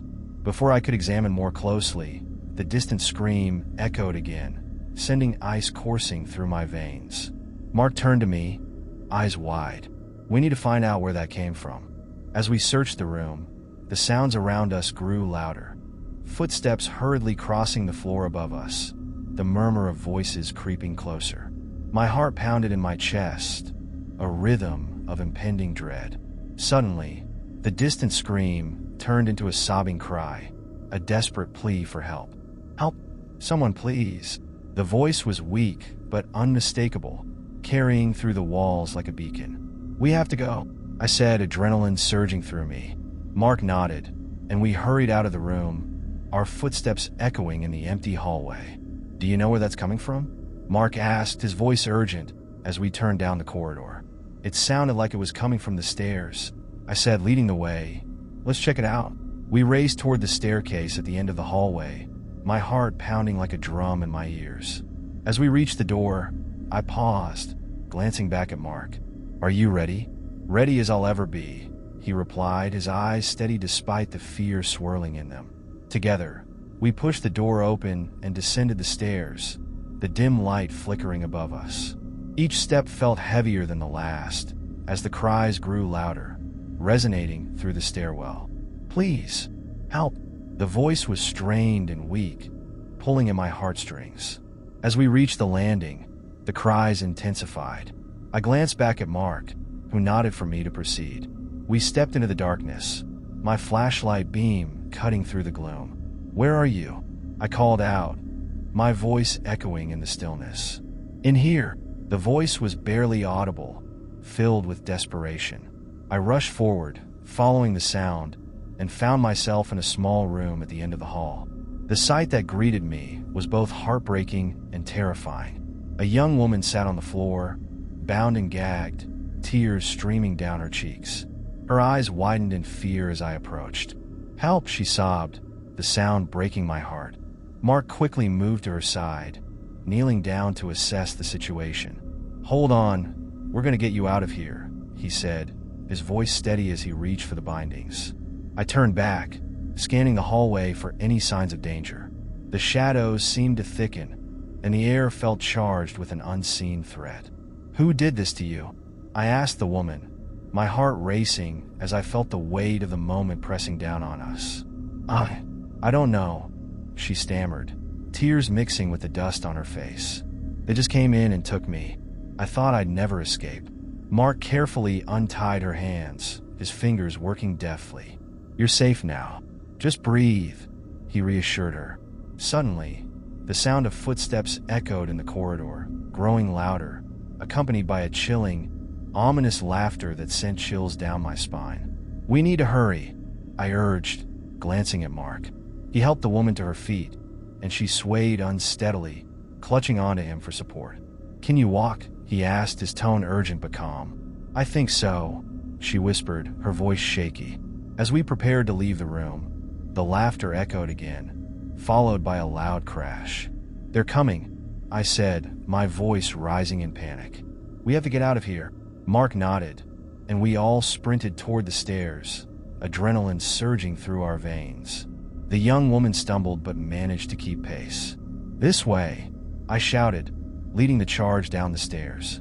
As we reached the landing, the laughter grew louder, echoing in the empty space around us. I could feel the darkness closing in, a palpable threat lurking just beyond our sight. "Keep moving," Mark urged, pushing us forward. With every step, the sound of footsteps grew louder, the atmosphere charged with an urgency that was almost unbearable. Suddenly, the lights flickered once more, and I caught a glimpse of shadows moving at the far end of the hallway. "They're right behind us," I gasped, panic rising in my throat. "Run!" Mark shouted, urging us on. We sprinted down the corridor, the pounding of our hearts matching the footsteps that echoed behind us. As we neared the exit, I could feel a presence closing in, a chilling reminder that we were not alone. Finally, we burst through the doors leading to the outside world, the cool night air hitting us like a wave of relief. But as we turned to look back, the darkness loomed, waiting. We stumbled out into the cool night air, the sudden brightness overwhelming after the darkness of the building. The streetlights cast an eerie glow over the scene, illuminating the deserted street. My heart raced as I turned to see if the shadows were following us, the weight of the unseen threat pressing down on my chest. "We made it," Mark exclaimed, looking back at the building as if it were a monster we had just escaped. The woman clung to him, her eyes wide with disbelief. "But we need to keep moving. They might still be out here." I glanced around, searching for any sign of danger. "Where do we go?" I asked, my voice shaky.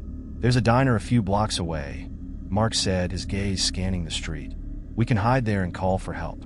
"Let's hurry," I urged, glancing back at the building. The shadows loomed larger, their presence still palpable, even in the open air. We started down the street, the sound of our footsteps echoing against the pavement. The night felt heavy with tension, and every rustle in the darkness made me jump. I could feel the adrenaline coursing through me, urging me to keep moving. As we walked, I turned to the woman beside us. "What's your name?" I asked, wanting to connect and distract her from the fear that had engulfed us. "Lila," she replied, her voice trembling. "Thank you for saving me. I thought I was going to be stuck in there forever."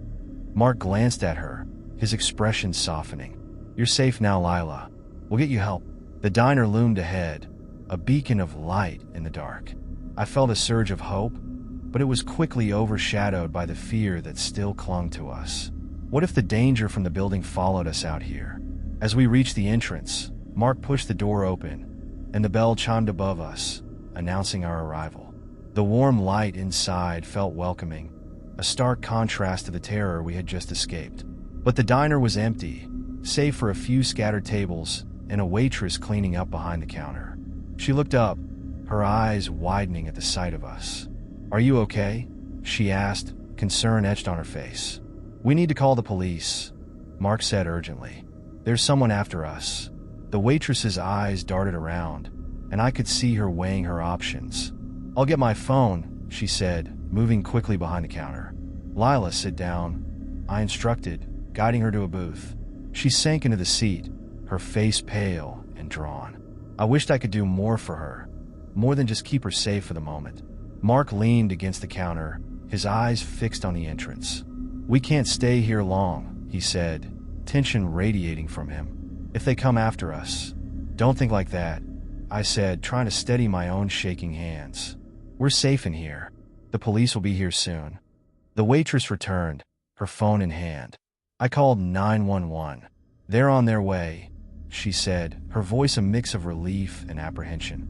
"Thank you," I said, feeling a wave of gratitude wash over me. Just then, the bell above the door jingled again, and my heart skipped a beat. A figure stepped into the diner, silhouetted against the streetlights. My breath caught in my throat as the figure moved into the light. It was a man, tall and imposing, with dark hair and a stern expression. My heart raced, and I felt a shiver run down my spine. "Who is that?" I whispered to Mark. "I don't know, but we need to be ready," he replied, his eyes narrowing as he took a step closer to me and Lila. The man scanned the diner, his gaze lingering on us. My stomach churned with anxiety, and I realized I was holding my breath. Would he recognize us? Did he come from the building?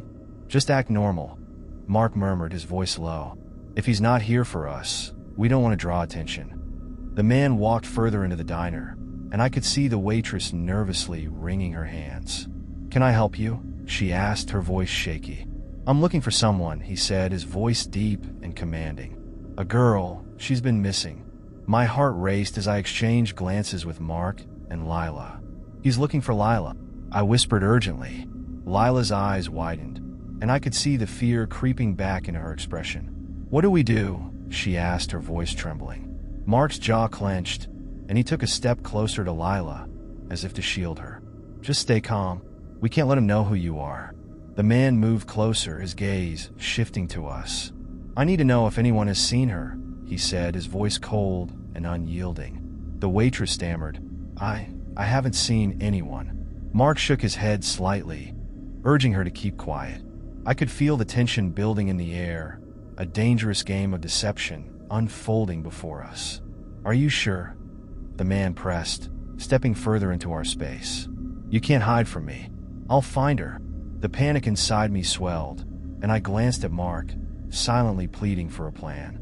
"Lila, we need to move now," he said, his voice low but urgent. Before I could process his words, he grabbed Lila's arm, pulling her toward the back door of the diner. I followed, my heart pounding as the man turned to face us, his eyes narrowing. "Stop," he barked, his voice echoing in the small space. We sprinted toward the door, adrenaline surging through my veins. As I flung open the door, I heard the sound of his footsteps pounding behind us. "Go, go," Mark shouted, propelling Lila and me into the night. We burst into the alley behind the diner, the cool air hitting my face like a splash of cold water. "Which way?" I gasped, trying to catch my breath. "Over there." Mark pointed toward a narrow street that led away from the diner, the shadows deepening in the corners. "Run!" We sprinted down the alley, my lungs burning as I pushed myself harder. The sounds of pursuit echoed behind us, a reminder that we were not safe yet. As we reached the end of the alley, I spotted an old car parked on the side of the road. "What about that?" I shouted, pointing. "Let's check it," Mark said, rushing toward the vehicle. The car looked like it hadn't been driven in years, its paint chipped and faded. I glanced back, my heart racing as I listened for the footsteps closing in. "Can you get it open?" I asked, panic creeping into my voice. "I'll try," Mark said, fumbling with the door handle. With a sudden jolt, the door swung open. "Get in," he shouted, ushering Lila and me into the back seat. As I slid into the car, I felt a rush of adrenaline as I scanned the area for any signs of danger. Mark quickly jumped into the front seat, fumbling with the ignition. Come on," he muttered, twisting the key. The engine sputtered to life, and I felt a wave of relief wash over me. "Let's go," Lila urged, her voice shaking. Mark slammed the car into gear, and we shot out of the alley, the tires screeching against the pavement. I glanced back, seeing the man standing in the alleyway, a look of anger and determination on his face. As we sped away, the reality of what we had escaped washed over me. We were alive, but the danger was far from over. "Where do we go now?" Lila asked, her voice trembling in the back seat. Mark looked at me, and I could see the uncertainty in his eyes. "We need to find somewhere safe, somewhere we can regroup and figure this out. Is there anyone you can call?" I asked, trying to keep my voice steady. "I have a friend who might be able to help," he replied, his expression shifting to one of resolve. "Let's get to my apartment. It's nearby, and we'll be safer there." As we drove through the darkened streets, the adrenaline slowly began to ebb, replaced by the haunting memories of what we had just experienced. I stole a glance at Lila, who sat quietly, her face pale but resolute. The night had transformed into a maze of fear and uncertainty, but we were determined to uncover the truth behind the man who had chased us and the darkness that seemed to follow us wherever we went. The car hurtled down the empty streets, the low hum of the engine a comforting sound amidst the chaos that had just transpired. I couldn't shake the feeling of dread that clung to me like a second skin, the man's threatening presence haunting my thoughts. "Are you sure your apartment is safe?" I asked, glancing at Mark, who was focused on the road ahead. "It should be," he replied, his voice steady but laced with tension. "I live on the 3rd floor, and I don't think anyone knows where I am. At least, I hope not." I nodded, but my heart still raced as images of the man filled my mind. The way he had looked at us, like a predator stalking its prey, made it hard to breathe. I could only imagine what would have happened if we hadn't escaped the diner. Lila sat beside me, her hands clasped tightly in her lap, her eyes darting nervously between the windows and Mark. "What do you think he wanted?" she finally asked, her voice barely above a whisper. "I don't know," Mark admitted, glancing at her briefly. "But whatever it is, it can't be good." As we turned a corner, I felt a sense of urgency building inside me. "We need to figure out why he was looking for you, Lila," I said, trying to keep my tone calm. "Do you have any idea who he is?" Her face paled even further. "No, I don't. I've never seen him before, but there was something familiar about him, something that made me feel uneasy." "Familiar?" I echoed, intrigued. "What do you mean?" She hesitated, her brow furrowing as she searched for the right words. "It was like I recognized him from somewhere, but I can't place it. It's like my mind is playing tricks on me." Mark turned down a narrow street lined with trees, the shadows enveloping us as we ventured deeper into the residential area. "Try to remember, Lila. Anything might help." "I wish I could," she exclaimed, frustration breaking through her fear. "All I can think about is how he knew I was there. How did he even find me?" The questions hung in the air, heavy with uncertainty. I was starting to piece together the fragments of this strange night, but the more I thought about it, the more questions arose. The thought that Lila might have been targeted was chilling, and I felt a surge of protectiveness toward her. After a few more twists and turns, Mark pulled up to a modest apartment building. The exterior was unassuming, with faded brick and a flickering porch light, but it felt like a sanctuary compared to what we had just fled. "Here we are," Mark said, parking the car and shutting off the engine. As we stepped out, I scanned the area, the weight of the unknown pressing down on me. I felt like we were being watched, like the shadows had come alive again, but I shook off the feeling as we hurried toward the entrance. Once inside, we took the narrow staircase up to Mark's apartment, our footsteps echoing against the walls. The air felt thicker up here, almost oppressive. "Just stay quiet," Mark urged, glancing back at us as we reached the 3rd floor. "I don't want to attract any attention." We followed him to a door at the end of the hall, and he fumbled with his keys before finally unlocking it. He swung the door open and ushered us inside, closing it quickly behind us. The apartment was dimly lit, filled with mismatched furniture and eclectic decor that told the story of a life lived in fragments. There was a sense of comfort in the chaos, but I couldn't shake the feeling of vulnerability that hung in the air. "Make yourselves comfortable," Mark said, rubbing the back of his neck as he surveyed the space. "I'll grab some water." I sank onto the worn couch, trying to process everything that had happened. Lila followed suit, her shoulders slumping as she let out a shaky breath. "Do you think he'll find us here?" she asked, her voice barely above a whisper. "I don't know," I replied honestly, my heart pounding in my chest. "But we need to stay alert. We can't let our guard down." As Mark returned with 3 glasses of water, I took a moment to study him. He seemed calm on the surface, but I could see the tension in his jaw and the way his hands clenched around the glass. "We should come up with a plan," he said, handing us the water. We need to figure out what we're dealing with. Agreed, I said, taking a sip from my glass. The cool liquid felt refreshing, but did little to ease my anxiety. Lila, do you have any friends or family nearby who might be able to help? She shook her head. I just moved to the city a few weeks ago. I don't know anyone here. Mark furrowed his brow, deep in thought. What about your work? Do you have colleagues who might know something? Lila hesitated, her expression pained. I work at a bookstore, but I haven't really connected with anyone there yet. It's been kind of overwhelming starting fresh. We'll figure it out, I assured her. For now, let's focus on what we know. Mark nodded, his expression serious. We should check to see if anyone is following us. If that man was looking for you, he might have left a trail. I couldn't shake the feeling of dread as we gathered by the window, peering through the curtains. The street below was quiet, but the shadows seemed to linger, a reminder of the darkness that had been chasing us all night. Do you remember anything else about him? I asked Lila, trying to coax out more details. She bit her lip, frustration etching her features. I just keep thinking about how he knew I was in that elevator. It was like he was waiting for me. Mark exchanged a glance with me, and I could tell we were both thinking the same thing. This was more than just a coincidence. Maybe he's been watching you for longer than we thought, I suggested, my mind racing. Lila nodded slowly. It's possible. I don't know why, but I felt like someone has been following me since I moved here. I just brushed it off as paranoia. Mark frowned, running a hand through his hair. We need to dig deeper. There must be something connecting all of this.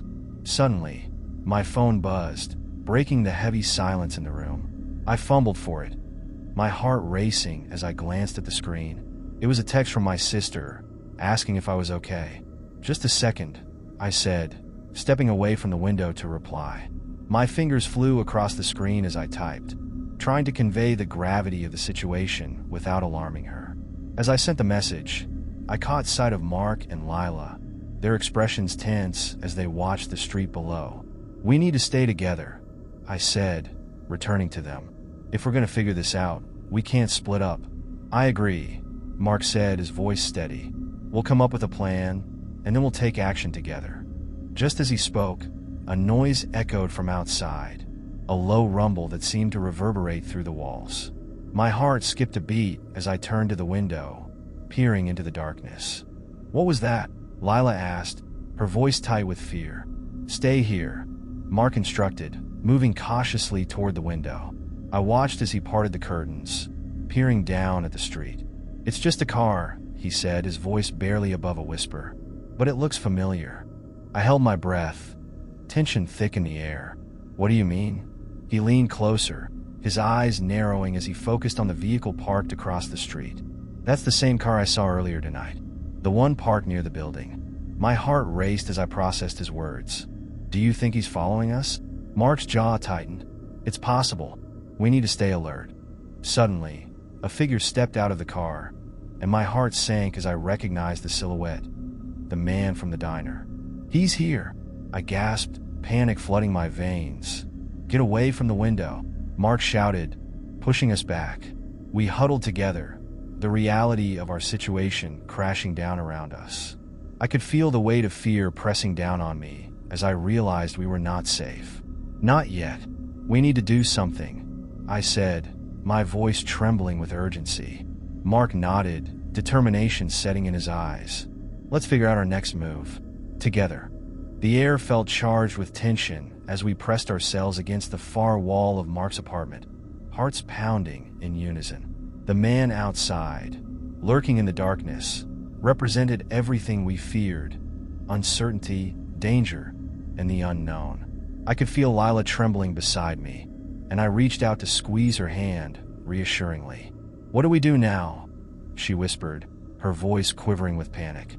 Mark's brow furrowed as he glanced toward the window. We can't just sit here and wait for him to come knocking. We need to come up with a plan, something proactive. I nodded, feeling a surge of determination despite the fear clawing at my insides. If he's watching the building, we can't go out the front door. He'll see us immediately. Do you have a back exit? I asked, hoping for a glimmer of escape. Mark shook his head. Not that I know of. The only way out is through the front, but we might be able to create a distraction. Lila's eyes lit up with a mix of hope and fear. What kind of distraction? Here's what we can do, Mark began, his mind clearly racing with ideas. If we can get to the fire escape, we might be able to climb down without being seen, but we'll need a diversion. Like what? I asked, glancing around the room for inspiration. Mark's gaze fell on the pile of books stacked haphazardly on a shelf. Those books. If we throw them out the window, it might draw his attention. He'll look away from the door long enough for us to slip out. Good idea, I said, feeling the adrenaline begin to pump through me. Let's do it. We moved quickly, adrenaline fueling our every action. Mark hurried to the window, carefully pushing it open while Lila and I began gathering the books. They ranged from dusty old tomes to glossy paperbacks, each one a piece of Mark's life. Here, I said, handing a heavy history book to Lila. You take this one. Lila nodded, her face set with determination, and we piled the books by the window. On the count of 3, Mark instructed, his voice low. 1, 2, 3. With a quick shove, we launched the books out the window, watching them tumble through the air and land with a soft thud on the pavement below. The sound was followed by a startled shout from the figure outside, and I could see the man's silhouette jerk as he turned toward the noise. Now, Mark urged, and we bolted toward the door. I took a deep breath, my heart racing as we moved. I felt the weight of the moment pressing down on us. It was now or never. Mark turned the doorknob slowly, wincing as the sound echoed in the stillness. The door creaked open, and we slipped into the hallway, our hearts pounding. Mark led the way, moving cautiously as we approached the stairwell at the end of the hall. Let's go, he hissed, glancing back at us. We hurried down the stairs, taking 2 steps at a time, my mind racing with thoughts of the man outside. The sound of our footsteps felt deafening in the silence, and I tried to quiet my breathing, but it was hard to control the panic rising within me. We reached the ground floor and pushed through the door into the dimly lit lobby. The scent of dust and old wood filled my nostrils, and I glanced around, searching for any sign of danger. Quick, out the back door, Mark urged, gesturing toward a door leading to a narrow alley. We moved swiftly, slipping out into the cool night air. The alley was dark, illuminated only by a flickering streetlight at the far end. The shadows felt alive around us, and I could hear the distant sound of traffic, a reminder that life continued outside this bubble of fear. Which way? Lila whispered, glancing back toward the entrance of the building. Let's head toward the street and blend in with the crowd, I suggested, my instincts kicking in. There's a cafe just a few blocks away. We can regroup there and figure out our next move. Mark nodded, and we took off down the alley, our footsteps echoing against the brick walls. As we emerged onto the street, I felt the rush of relief wash over me. We were free, at least for the moment, but as we hurried toward the cafe, I couldn't shake the feeling of being watched. My instincts screamed that we weren't safe yet. The man could still be out there, lurking in the shadows, waiting for the right moment to strike. As we reached the cafe, the warm glow from the windows felt inviting, and I pushed the door open, ushering Lila and Mark inside. The comforting aroma of freshly brewed coffee surrounded us, momentarily easing the tension. Over here, Mark said, leading us to a corner table near the back. We settled in, and I glanced around, keeping an eye on the entrance.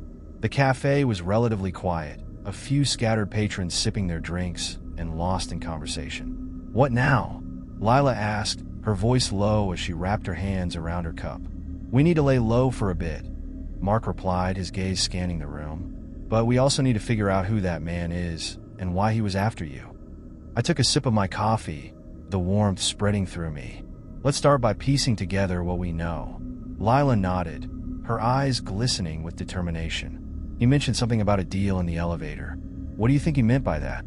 Mark leaned in closer, his brow furrowing in thought. It could mean anything, but if he knows you, Lila, it means you're somehow involved in whatever he's after. But how? She asked, a hint of desperation creeping into her voice. I haven't done anything to provoke this. I know. I reassured her, placing a hand on her arm. We'll figure it out. We just need to stay focused. As we began brainstorming, I couldn't shake the nagging feeling that time was running out. I glanced out the window, half expecting to see the man lurking in the shadows, but all I saw were people going about their lives, blissfully unaware of the danger that had just chased us down. The longer we stayed in the cafe, the more my mind raced with possibilities. Who was the man? Why did he seem to know Lila? And most importantly, how could we ensure our safety moving forward? Let's keep our heads down and blend in, I suggested. We can call the police if we think he's found us, but for now, we need to gather more information. Agreed, Mark said, determination etched on his face. As the three of us huddled together, our voices barely above a whisper, I felt a renewed sense of hope. We were in this together, and no matter how dark the night felt, we would find a way to uncover the truth and escape the shadows that threatened to consume us. The cafe buzzed softly around us, the clinking of cups and quiet conversations creating a comforting backdrop. Yet, despite the warm atmosphere, the looming presence of danger weighed heavily on my mind. I took another sip of coffee, trying to focus as Lila and Mark brainstormed ideas on how to unravel the mystery surrounding the man from the elevator. Okay, let's backtrack, Mark began, his brow furrowed in concentration. What do we know about the man? Not much, Lila admitted, her fingers nervously tapping against her cup. He was wearing a hoodie, so I couldn't see his face clearly. But he had this intense energy, like he knew exactly what he was doing. And he knew your name, I added, recalling the chilling moment in the elevator. That's what really freaks me out. If he knows you, that means he's been watching you for a while. But why? Maybe it's something from my past, Lila suggested, her eyes darting toward the window, as if expecting to see him lurking outside. I don't have any enemies that I know of, but what if someone from my past is trying to get back at me? What kind of past are we talking about? Mark asked, leaning forward with interest. Anyone you've crossed paths with recently? No, I mean, I've lived a pretty normal life, Lila said, shaking her head. But there was this one time, back in college, when I was involved in a student protest. We were fighting against something that felt really important at the time, but we got a lot of pushback from the university. Maybe someone took it too personally. Mark's eyes narrowed, considering her words. It's possible. Maybe the man is connected to that somehow. Did anything escalate during the protests? Lila chewed her lip, thinking. We had a few heated confrontations, but nothing too serious. Just students expressing their anger at the administration. I never thought it would come back to haunt me. As I listened to them, a chilling thought crossed my mind. What if he's not just an angry bystander? What if he's part of something bigger? Someone who felt threatened by your actions? Lila's eyes widened as she absorbed my words. You mean like a vendetta? Exactly, I said, feeling the weight of the situation settle over us like a shroud. If he's connected to the university or the administration, this could go much deeper than we thought. We need to figure out who he is, Mark insisted, determination flashing in his eyes, and how to find out if he has any connections to your past. Lila nodded, her expression hardening with resolve. Let's start by gathering information about the protest. I can look through old articles or social media posts. Maybe someone documented it. Great idea, I encouraged. And I can help you dig through any online forums or groups related to that time. If someone has information about the protest or any fallout from it, it might lead us to the man. Let's keep a low profile for now, Mark suggested, scanning the cafe. We can't let anyone know we're onto something. If he's watching, we have to act like nothing's wrong. As we plotted our next steps, I caught a glimpse of movement out of the corner of my eye. My heart raced as I noticed a shadowy figure standing across the street, partially obscured by the flickering streetlight. The familiar hoodie obscured their face, but the tension in my stomach tightened. Guys, I think we're being watched, I said, my voice barely above a whisper. Mark and Lila turned toward the window, their expressions shifting to alarm. Where? Mark asked urgently. Over there, by the lamppost. I pointed, trying to keep my voice steady. I can't see the face, but something feels off. Mark squinted, leaning closer to the window. It's hard to tell from here. Can you see anything else? Just the figure, I replied, my pulse quickening. But I'm sure it's him. Okay, we need to leave, Mark said, his voice firm. We can't stay here if he's watching. Lila's eyes widened with fear. But where do we go? Let's head to the bookstore a few blocks down, Mark suggested. It's busy there, and we can blend in with the crowd. If he's following us, we might be able to lose him." I nodded, my heart pounding in my chest. "All right, let's go." We quickly paid for our drinks and slipped out of the cafe, the chill of the night air hitting us as we stepped onto the street. My eyes darted around, scanning the area for any sign of the man in the hoodie.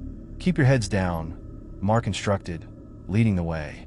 We moved quickly, blending in with the few late-night pedestrians on the sidewalk. I felt a sense of urgency propelling us forward, my instincts screaming that we needed to put as much distance as possible between us and the cafe. As we approached the bookstore, the bright lights spilled onto the sidewalk, casting long shadows behind us. I glanced back, half expecting to see the man lurking in the shadows, but the street was empty. "Did he follow us?" Lila asked, her voice trembling slightly. "I don't know," Mark replied, scanning the area. "But we can't let our guard down." We stepped into the bookstore, the comforting smell of paper and ink wrapping around us like a warm blanket. The soft glow of the overhead lights created an inviting atmosphere, and I felt a momentary sense of relief. "We need to find a spot to regroup," I suggested, leading us deeper into the store. "Somewhere we can talk without drawing attention." We found a quiet corner near the back, tucked between shelves filled with books. I leaned against the shelf, my mind racing as we gathered our thoughts. "Okay," I said, taking a deep breath. "What's our next move?" Lila pulled out her phone, her fingers flying over the screen as she searched for information about the protest. "I'll look up the articles. Maybe I can find something about the aftermath that could give us a clue." "Good idea," Mark encouraged, glancing around the store. "I'll keep watch. If I see anything suspicious, I'll let you know." As Lila focused on her phone, I felt a surge of determination. We might be in over our heads, but I wasn't about to let fear dictate our actions. Whatever connection that man had to Lila, we were going to uncover it. Time slipped by as Lila scrolled through her phone, her expression shifting from concentration to concern. "I found an article about the protests," she said, her voice low. "But it doesn't mention anything about threats or retaliation. Just a bunch of angry students and a university that refused to listen." "Keep looking," I urged. "There must be something." But just as Lila began to dig deeper, the bell above the store door jingled, signaling a new arrival. I turned instinctively, my heart sinking as I spotted the figure entering the bookstore. The man in the hoodie had found us. The familiar jingle of the store's bell cut through the air like a knife, sending chills down my spine. I felt my heart race as I instinctively moved closer to Lila and Mark, the fear pooling in my stomach. The man in the hoodie stepped inside, his face still obscured by the shadow of the hood. "Stay calm," Mark whispered, shifting slightly to block the view of Lila's screen. "We need to figure out what he's doing here." I scanned the store, looking for an exit or somewhere to hide. The aisles were lined with books, but they wouldn't provide enough cover if he started looking for us. The only way out was through the main entrance, but I didn't want to risk it. Lila's fingers trembled as she continued to scroll through her phone, her eyes darting between the screen and the figure slowly making his way toward the back of the store. "What does he want?" she murmured, her voice barely audible. "I don't know, but we can't let him see us," I replied, my mind racing with possible scenarios. "If he's here, he knows we're onto him." The man lingered near a bookshelf, his body language tense and alert. He scanned the room, and for a moment, I was certain he could feel the weight of our gazes upon him. "Let's move," Mark urged quietly, grabbing Lila's arm.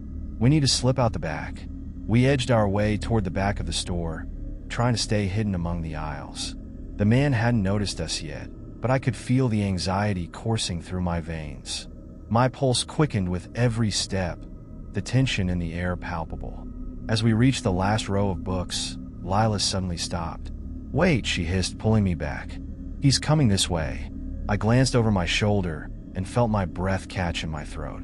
The man was moving toward us, his head turned slightly, as if he were listening intently for any signs of our presence. "Should we hide?" I whispered, my heart pounding. "No, we can't let him corner us," Mark said, his voice low and steady. "We have to keep moving." Just then, Lila spotted a door labeled "Employees Only" at the end of the aisle. "What about there?" she suggested, her eyes wide with urgency. We might find a way out through the back." Without waiting for a response, she started toward the door, and I followed, glancing back to make sure the man hadn't spotted us. As we reached the door, I fumbled for the handle, my heart racing. To my relief, it turned easily, and we slipped inside just as the man turned the corner. The small room was dimly lit, filled with shelves of books and an assortment of office supplies. A flickering fluorescent light overhead cast eerie shadows on the walls, adding to the sense of foreboding. "What now?" Lila asked, her breath quickening. "He's going to come looking for us. Let's stay quiet and see if he passes by," Mark suggested, his eyes darting to the only exit, a narrow door at the far end of the room. I nodded, my heart racing as we pressed ourselves against the wall, trying to blend into the shadows. The sound of footsteps echoed outside, growing louder as the man approached. I held my breath, my pulse hammering in my ears as I strained to hear what was happening in the store. The footsteps stopped abruptly, and I could just make out the sound of the man's voice, low and menacing. "I know you're in here," he called out, his tone filled with chilling confidence. "You can't hide from me." My stomach dropped as fear washed over me. "What does he want?" I whispered, panic rising in my chest. "Whatever it is, we can't let him find us," Mark replied, his voice steady but filled with concern. Just then, the door to the room creaked open, and the man stepped inside. He paused for a moment, scanning the dim light, his expression inscrutable under the hood. "We have to do something," Lila urged, her eyes wide with fear. "We can't let him know we're here," Mark whispered back, his voice tense. "We need to stay quiet." The man took a step further into the room, his gaze lingering on the empty space where we had just been standing. My heart raced as I fought the urge to bolt. We were trapped, and the only way out was through him. Suddenly, he spoke again, his voice dripping with a mix of annoyance and amusement. "I can hear your heart's beating. You're not as good at hiding as you think." My breath hitched in my throat. How could he possibly know that? It was as if he could sense our fear radiating from us. "I just want to talk," he continued, his tone shifting slightly, becoming almost inviting. "You don't have to be scared. I'm not here to hurt you." Yet, a chill ran down my spine. There was something unsettlingly familiar about his voice, but I couldn't place it. "Why are you doing this?" Lila shouted suddenly, her fear giving way to defiance. "Who are you?" The man's eyes narrowed slightly, and for a moment, I thought I saw a flicker of recognition pass across his face. "You really don't remember, do you? I've been watching you for a long time, Lila." At the sound of her name, my heart sank. "What do you mean?" Lila asked, her voice trembling with a mix of fear and curiosity. "Let's just say I have a vested interest in your past," he replied, stepping closer, forcing us to the back of the room. "And I think it's time you learned the truth." Mark and I exchanged worried glances, the weight of the situation pressing down on us. There was no way out, and we were trapped with someone who knew far too much about Lila's past, and possibly ours. "Please, just leave us alone," Lila pleaded, her voice shaking. "We don't want any trouble." The man chuckled, a low, dark sound that sent shivers down my spine. "Oh, but I think you do. Trouble is exactly what you've invited into your lives." As the reality of our situation sank in, I felt a rush of determination. We had to stand our ground. "What do you want from us?" I demanded, my voice stronger than I felt. He paused, and for a moment, I thought he might actually answer. But then a smirk spread across his face. "Let's just say the answers you seek are right in front of you, but you have to be willing to listen." "What does that even mean?" Lila spat, her voice filled with anger. "Just that your past is not as forgotten as you thought," he replied cryptically, his eyes glinting in the dim light. "And if you want to escape this, you'll need to face it." With that, he turned and stepped back into the hallway, leaving us in stunned silence. My mind raced, trying to comprehend what had just happened. We were standing on the edge of something dark and terrifying, and we had no idea how deep it would go. "Did he just leave?" Mark whispered, still processing the encounter. "Not for long," I replied, my heart pounding. "We need to get out of here. Now!" Don't forget to subscribe in the channel and like the video for more contents. Moving into an old house was never part of my plan. But when I inherited my grandmother's quaint Victorian home, nestled at the end of a quiet street, I felt an inexplicable pull to make it my own. The charm of the creaking floorboards, the ornate woodwork, and the peeling wallpaper spoke to me in a way that felt almost familiar. Yet, beneath that charm lay a sense of unease I couldn't shake. As I settled into my new home, I spent my days unpacking boxes and cleaning dust-covered surfaces. It was during one of these routine afternoons that I first noticed it, a peculiar sound emanating from beneath the floorboards. It was a soft, rhythmic tapping that seemed to echo through the house when the world outside was quiet. At first, I dismissed it as the house settling, a common occurrence in older homes. But the sound persisted, growing louder as the days went by. That evening, after a long day of unpacking, I sat on the worn-out couch, a cup of tea in hand, and tried to shake off the lingering sensation that I was not alone. The tapping grew more pronounced, like a distant heartbeat, each thump reverberating through my bones. Curiosity gnawed at me, and I decided to investigate. I grabbed a flashlight and made my way to the hallway, where the sound seemed to resonate most. The wooden floor gleamed under the dim light, and I knelt down, pressing my ear against the boards. The tapping had a pattern, a distinct rhythm that sent chills down my spine. It felt almost intentional. With a deep breath, I examined the floorboards more closely. One section appeared slightly loose, the edges darker than the rest, as if it had been disturbed recently. I glanced around, half expecting someone to pop out from behind a corner, but I was alone. Using a screwdriver I had found earlier, I pried the board up, the nails squeaking in protest. As I lifted it away, a cloud of dust exploded into the air, and I coughed, waving my hand in front of my face. The dim light from my flashlight illuminated a small cavity beneath, revealing what looked like a hidden compartment. Heart racing with anticipation and a hint of fear, I reached into the darkness, my fingers brushing against something cool and metallic. I pulled it out, revealing an old, rusted box. The surface was etched with intricate designs, and I could feel a weight of history pressing down on it, as if it contained secrets long forgotten. Setting the box on the floor, I wiped away the dust and examined it closely. It had no visible lock, just a simple latch that looked like it hadn't been touched in decades. My curiosity piqued. I unlatched the box, the sound echoing in the stillness of the house. As I opened it, I was greeted by a strange assortment of items: yellowed photographs, a tarnished locket, and an old journal bound in cracked leather. Each item felt like a piece of someone else's story, a life lived long before I came to occupy this space. I picked up the journal first, flipping through the fragile pages. The handwriting was elegant but faded, and the ink had bled in places. It belonged to a woman named Clara, who once lived in this house. As I read her words, a chilling sense of connection enveloped me. Clara wrote about her daily life, her dreams, and the shadows that danced at the edges of her reality. "It is in the quiet moments that I hear them," one entry read. "Whispers that flutter like moths against my skin. They come at night, tapping at the walls, reminding me of things better left forgotten." A shiver ran down my spine. The tapping sound, it was more than just the house settling. Clara had experienced it too. I felt a strange compulsion to learn more about her life and the secrets hidden within these walls. But there was something unsettling about the way she wrote, as if she were warning me about something lurking just beneath the surface. I moved on to the photographs, carefully removing them from the box. They were black and white, depicting a woman who looked strikingly similar to me, standing in front of the very house I now called home. My heart raced as I turned the photos over, discovering names scrawled on the back: Clara and her family. The last item in the box was the tarnished locket. I opened it, revealing a tiny portrait of a young girl with hauntingly familiar features.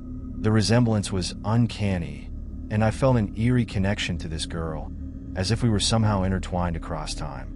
Setting the locket aside, I realized I had stumbled upon a piece of my family history that was both fascinating and terrifying. The shadows of the past were alive in this house, and I was beginning to understand that Clara's whispers were warnings, urging me to uncover the truth hidden beneath the floorboards. As I sat on the dusty floor, surrounded by Clara's belongings, I felt the weight of my discovery pressing down on me. The night was growing darker, and the tapping had resumed, echoing through the house like a ghostly heartbeat. I closed the box, my heart pounding as I resolved to dig deeper into Clara's life and the mysteries of this house. Little did I know, the more I unearthed, the more I would awaken the secrets that lay hidden, waiting for someone to listen to their chilling call. The night was heavy with an oppressive silence, save for the persistent tapping from beneath the floorboards. As I gathered the scattered items from Clara's box, the shadows in the room seemed to stretch and curl, whispering secrets of the past. My curiosity battled against an unsettling sense of dread as I tried to make sense of it all. With a resolve fueled by the promise of discovery, I placed the journal and photographs on the table and began piecing together Clara's life. Each entry revealed snippets of her world, painting a vivid picture of a woman navigating the trials of family and society in a time long gone. Clara wrote about her struggles, her dreams, and, most hauntingly, the presence she felt within the walls of her home. She mentioned a visitor, someone or something that lingered just out of sight. Her words were filled with a mix of fascination and fear. "I can hear it calling to me," she wrote one night. "It dances in the shadows, tapping like a child playing games. It feels familiar, but I cannot place it. Perhaps I am losing my mind." I couldn't shake the feeling that Clara was more than just a distant ancestor. There was a connection that went beyond time and space. I felt as if I had stepped into her world, and with every word I read, the air around me grew heavier, thick with the weight of unspoken truths. As the evening deepened, I decided to take a break and step outside for some fresh air. The moon hung low in the sky, casting a silvery glow over the yard, illuminating the intricate patterns of shadows cast by the towering trees. The world was still, but I couldn't ignore the gnawing feeling that I was being watched. Walking around the property, I noticed the tall, overgrown grass encircling the perimeter of the house. I could barely make out the outline of a small garden plot, overrun with weeds. I felt drawn to it, as if Clara was beckoning me closer. After a few moments of hesitation, I crouched down, brushing aside the tangled roots and debris. As I cleared away the overgrowth, my fingers grazed the cool surface of something hard. I dug a bit more, uncovering what appeared to be a small, ornate stone, half buried and adorned with strange symbols. I brushed the dirt away and was struck by an inexplicable sense of recognition. The stone seemed to resonate with the energy of the house, a tangible link to Clara's past. I carefully lifted it from the ground and examined it closely. The symbols etched into its surface pulsed with a faint glow under the moonlight, and I felt a shiver run through me. There was a sense of danger, a warning that this stone held more than just decorative value. I turned it over, hoping to find more clues, but all I saw was the smooth, unblemished surface.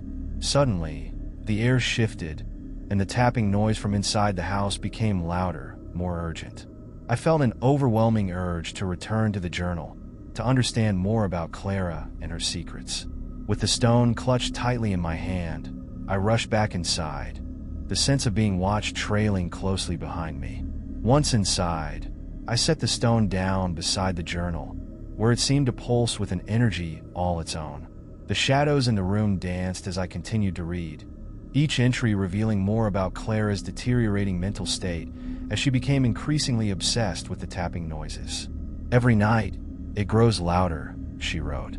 "I have seen glimpses of it, shadows flitting through the corners of my vision. I feel it watching, waiting. I must uncover the truth before it consumes me." As I read her words, I couldn't help but feel a chill creeping down my spine. What had she uncovered? What had she seen? The connection between us felt more profound than ever, as if our fates were intertwined. I flipped through the remaining pages, desperate for answers, but the entries grew shorter, more frantic. Then I found it, an entry dated just before her disappearance. "Tonight, I will confront it," Clara wrote. "I must face the shadows and discover what they want from me. I can no longer live in fear of the tapping. I will find the source of it, even if it leads me to the depths of the earth." A sudden gust of wind rattled the windows, pulling me from my thoughts. The atmosphere in the room felt charged, as if the very air was alive with tension. I glanced at the journal, my heart racing. Clara's final words echoed in my mind, urging me to uncover the truth of her fate. The tapping had ceased, replaced by an eerie silence that pressed against my ears. I felt compelled to explore the house further, to see if I could discover what Clara had found. I recalled the hidden compartment beneath the floorboards and wondered if there were more secrets lying in wait. Fueled by adrenaline and curiosity, I moved cautiously through the darkened halls, each step echoing in the stillness. I opened the door to the basement, where shadows pooled like ink in the corners. I hesitated for a moment, contemplating whether to venture further into the darkness. Finally, with a deep breath, I flicked on the basement light. The bulb flickered to life, illuminating the damp, stone walls that seemed to close in around me. I felt a chill creep up my spine, a sense of foreboding hanging heavy in the air. As I descended the creaking stairs, I caught sight of old furniture, cobwebs, and remnants of a life once lived. But what drew my attention was a section of the wall that appeared different from the rest. The stones were uneven, almost like a doorway, beckoning me to explore further. I approached cautiously, feeling the thrum of energy emanating from the stones. My heart raced as I pressed my fingers against the surface. It felt cool and smooth, yet there was an undeniable vibration beneath, a pulse that felt almost alive. What lay behind this wall? Had Clara discovered it? I hesitated, torn between the desire for answers and the fear of what I might find. But I knew I couldn't turn back now. I was already too far down the rabbit hole, and the truth called to me like a siren. With determination, I began to pry at the stones, my heart pounding in rhythm with the tapping that had begun again, echoing in the silence of the basement. I had to know what lay beneath, what Clara had uncovered that had driven her to confront her own demons. The stones shifted under my hands, and I felt a rush of cold air wash over me.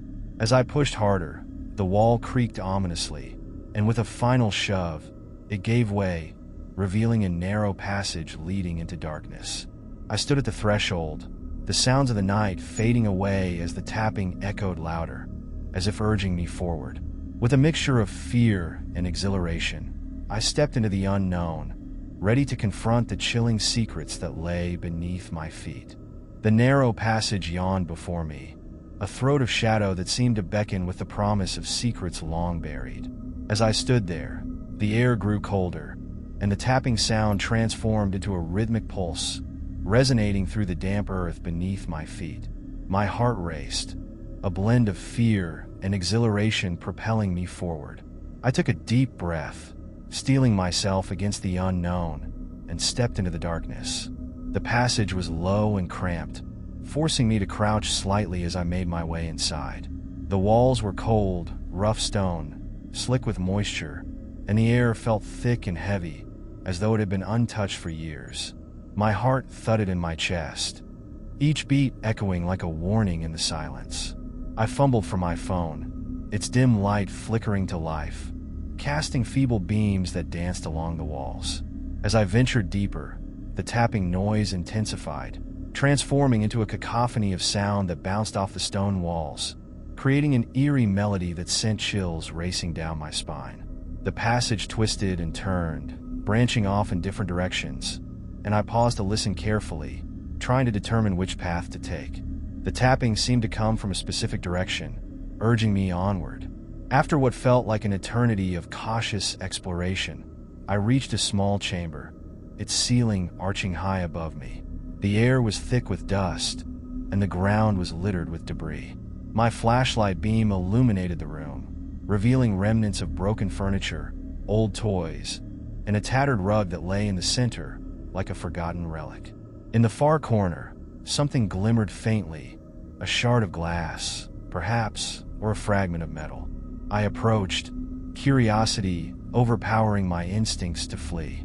As I drew closer, the glimmer morphed into a larger object.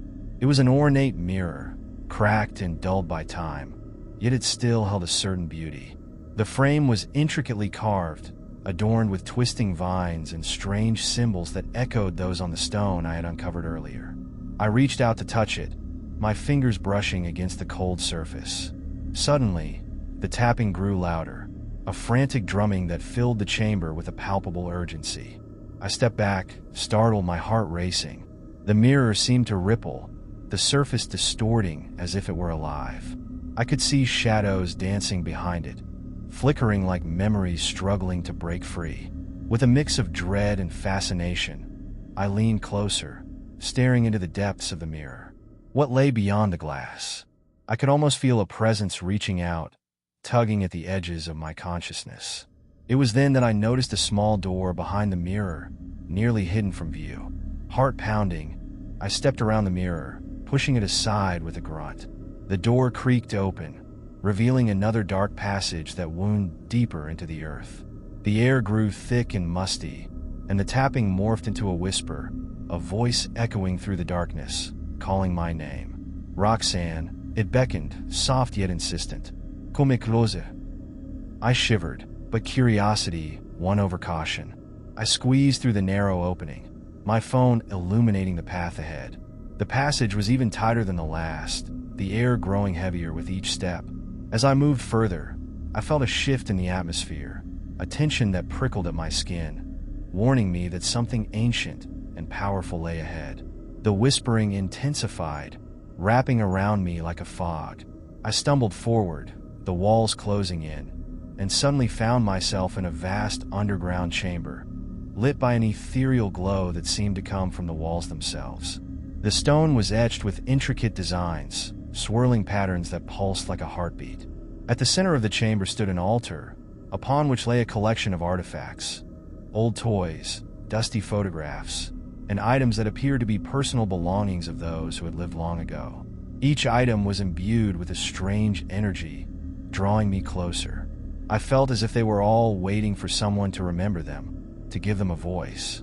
But it was the old doll, nestled among the trinkets, that captured my attention. Its glassy eyes seemed to follow me as I approached, a gentle smile painted across its cracked face. I felt a wave of nostalgia wash over me, memories of childhood innocence flooding my mind.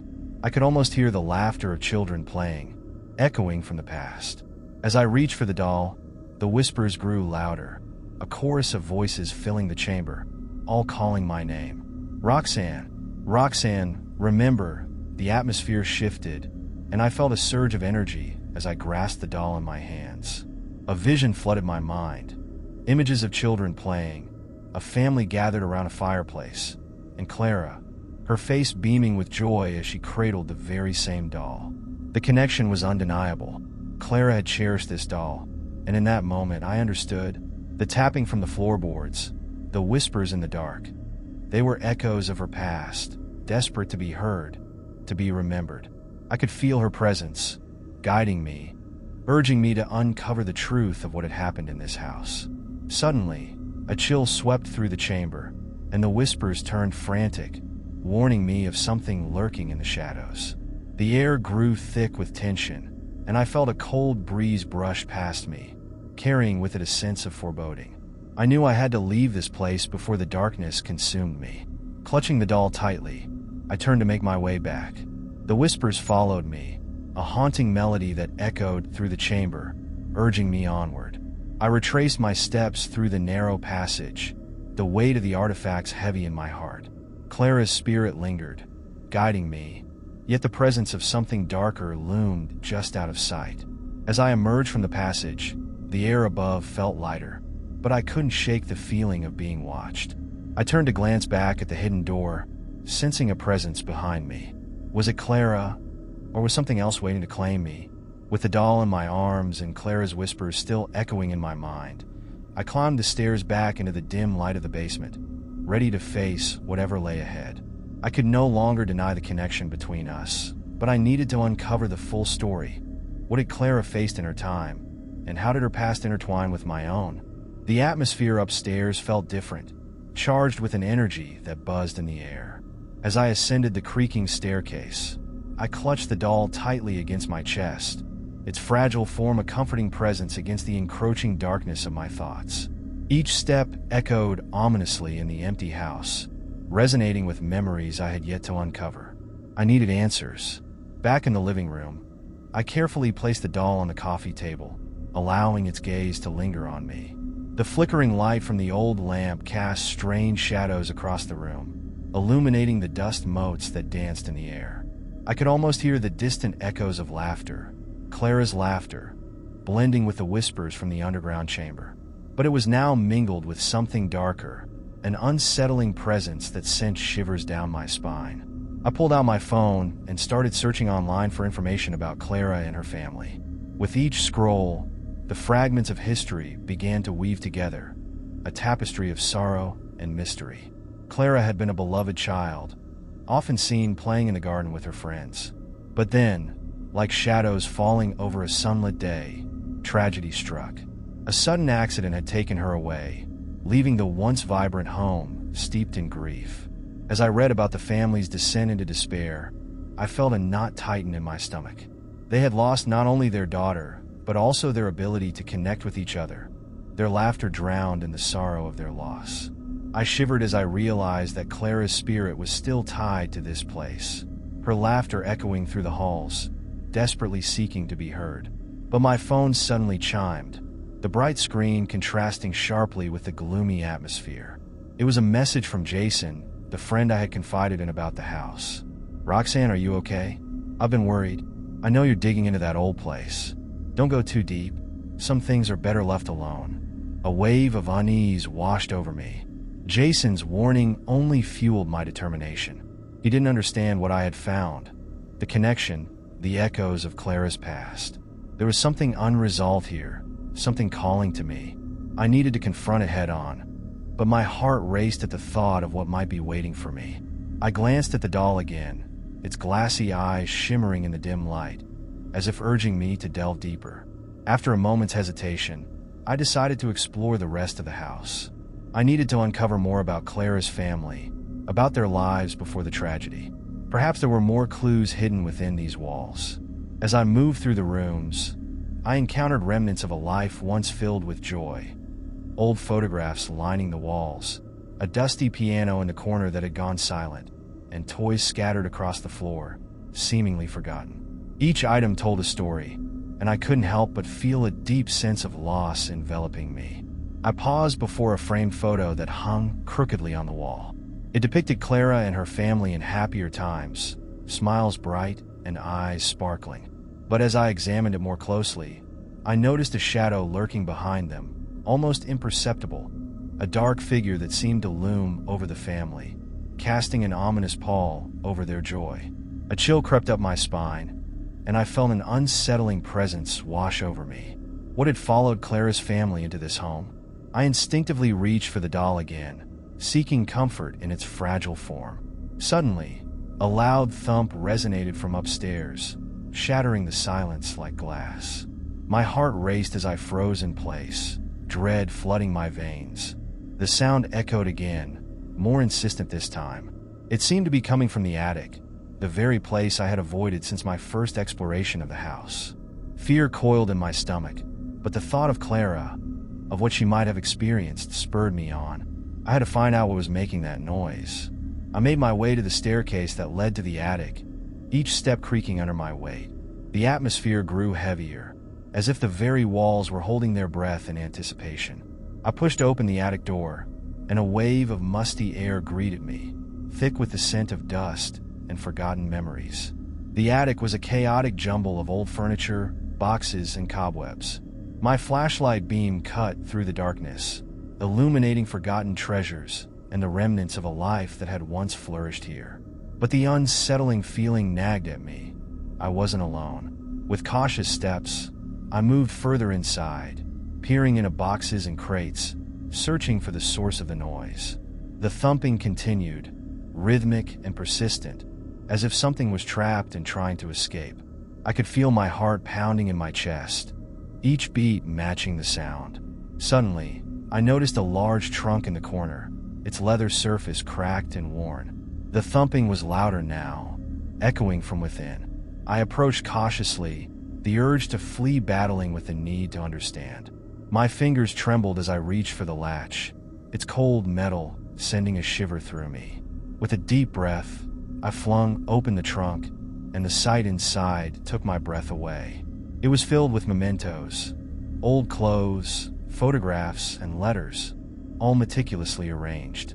But at the very top was a small wooden music box, intricately carved and adorned with delicate flowers. It was slightly ajar, and I could see that it had a tiny figurine of a ballerina poised to dance. As I lifted the music box from the trunk, the thumping ceased, replaced by an overwhelming silence that filled the attic.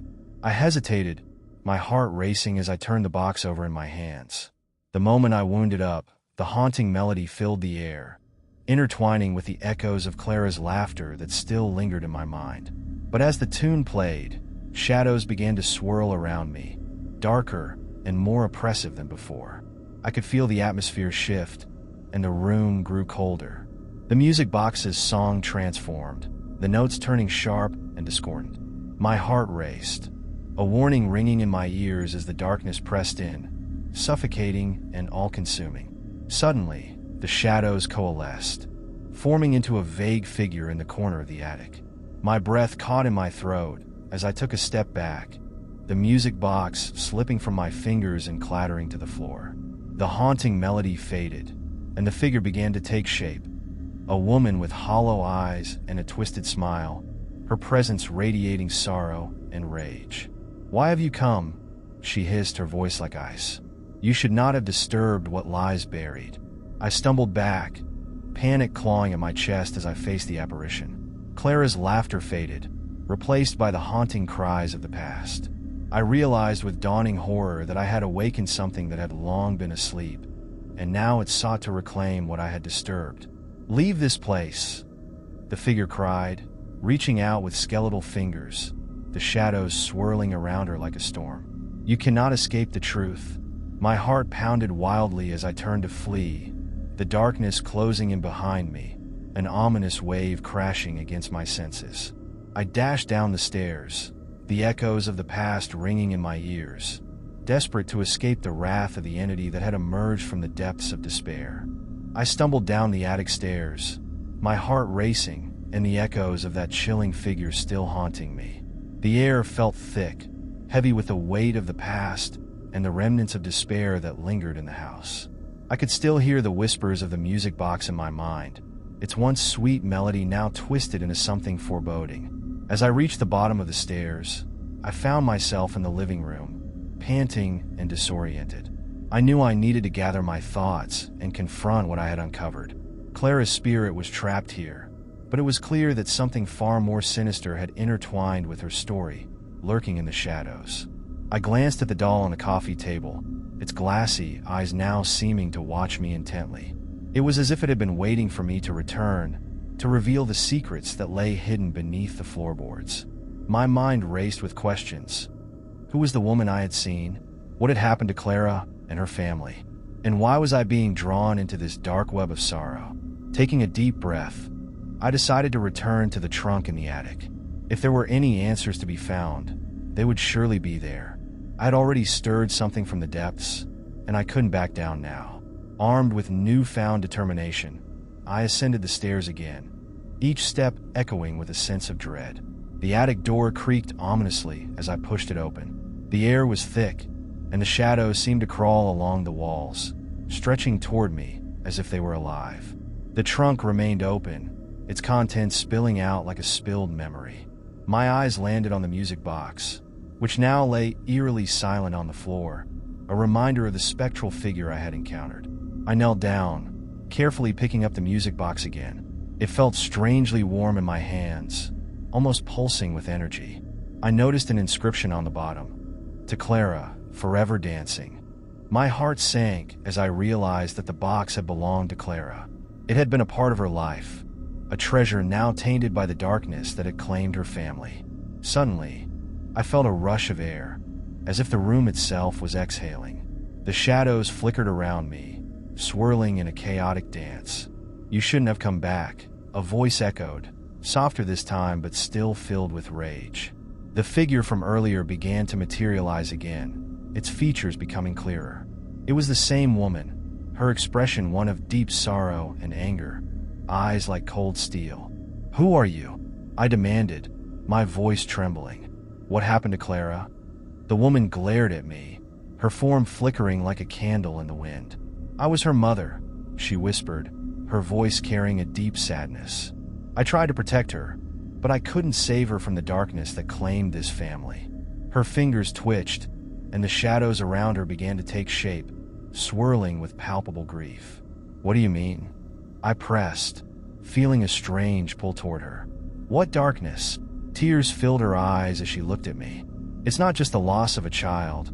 It's the guilt and the pain that remain. After Clara's death, our family fell apart. We were consumed by despair, and in our grief, we summoned something we couldn't control, a darkness that thrived on our sorrow. It twisted our memories, turning love into rage, laughter into screams." The weight of her words crashed over me like a wave, and I felt a deep empathy for the suffering this family had endured. Clara's laughter, once a joyful sound, had become a distant echo trapped within the walls of this home. "But why are you still here?" I asked, trying to piece together the fragments of her story. "I cannot leave," she replied, her voice growing softer, more fragile. "My spirit is bound to this place, tied to the pain of losing my child. I wanted to protect her, to keep her memory alive, but I only succeeded in keeping her trapped with me." The shadows swirled more aggressively around her, and I sensed the turmoil within her spirit. "You need to let go," I urged, feeling an inexplicable connection to both Clara and her mother. "You can't change the past, but you can free her. You have to find peace." Her expression shifted, the anger in her eyes replaced by a flicker of hope. "If only it were that simple," she sighed. "The darkness is strong, and it will fight against us. But perhaps you can help us break its hold." Before I could respond, the atmosphere shifted dramatically. The shadows around us darkened, twisting into grotesque shapes that seemed to reach for me. I felt a surge of fear grip my heart. "What's happening?" I gasped. "They know you're here," the woman warned, her voice rising with urgency. "You must confront the darkness, Roxanne. Only then can Clara be free." "I can't do this alone," I shouted, my pulse quickening. "Take the music box," she instructed, pointing at it with a trembling finger. "It holds the key to our memories, but you must face the darkness within.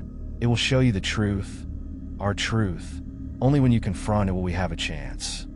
With trembling hands, I picked up the music box, feeling its warmth seep into my skin. "What do I need to do?" I asked, determination rising within me. "Play it," she said, her voice barely above a whisper, "and let the truth unfold." As I wound the music box and the haunting melody began to fill the attic, the shadows surged forward, swirling violently. The figure of Clara's mother stepped back, her form flickering like a candle in the wind. I could feel the energy shift around me, and the room pulsed with raw emotion. The music intensified, and I could sense memories rising from the depths of the shadows. Images flashed before my eyes, Clara laughing, dancing in the garden, and then the dark day when everything changed. A deep sorrow enveloped me as I saw her mother's face twisted in despair, reaching for Clara, but unable to save her. The darkness loomed closer, a mass of shadows threatening to swallow me whole. I felt fear grip my heart, but as I looked at the music box and its sweet melody, I found the strength to confront it. "I won't let you take her away again," I shouted into the void. The shadows recoiled, their forms shifting and writhing in response to my words. The music surged, building to a crescendo, as I poured every ounce of courage into my voice. "Clara deserves to be free. You don't own her memory." With those words, a bright light erupted from the music box, illuminating the attic with a warmth that chased away the darkness. The shadows shrieked, twisting and writhing as they faded into nothingness, their power dissipating against the light. Clara's mother stood firm, her figure slowly solidifying, filled with an ethereal glow. The music softened, and as the last notes faded, I felt a profound silence envelop the room, a silence that was finally free of sorrow. I turned to the spirit of Clara's mother, now radiant and at peace. "Thank you," she whispered, her voice filled with gratitude. "You have given us both a chance to heal." The air shifted around me, warm and inviting, as if embracing me in a gentle hug. I knew in that moment that Clara was free, her spirit untethered from the pain of the past. The weight of sorrow that had lingered in the house began to lift, replaced by a sense of hope. As I stood in the now peaceful attic, I felt an overwhelming sense of fulfillment.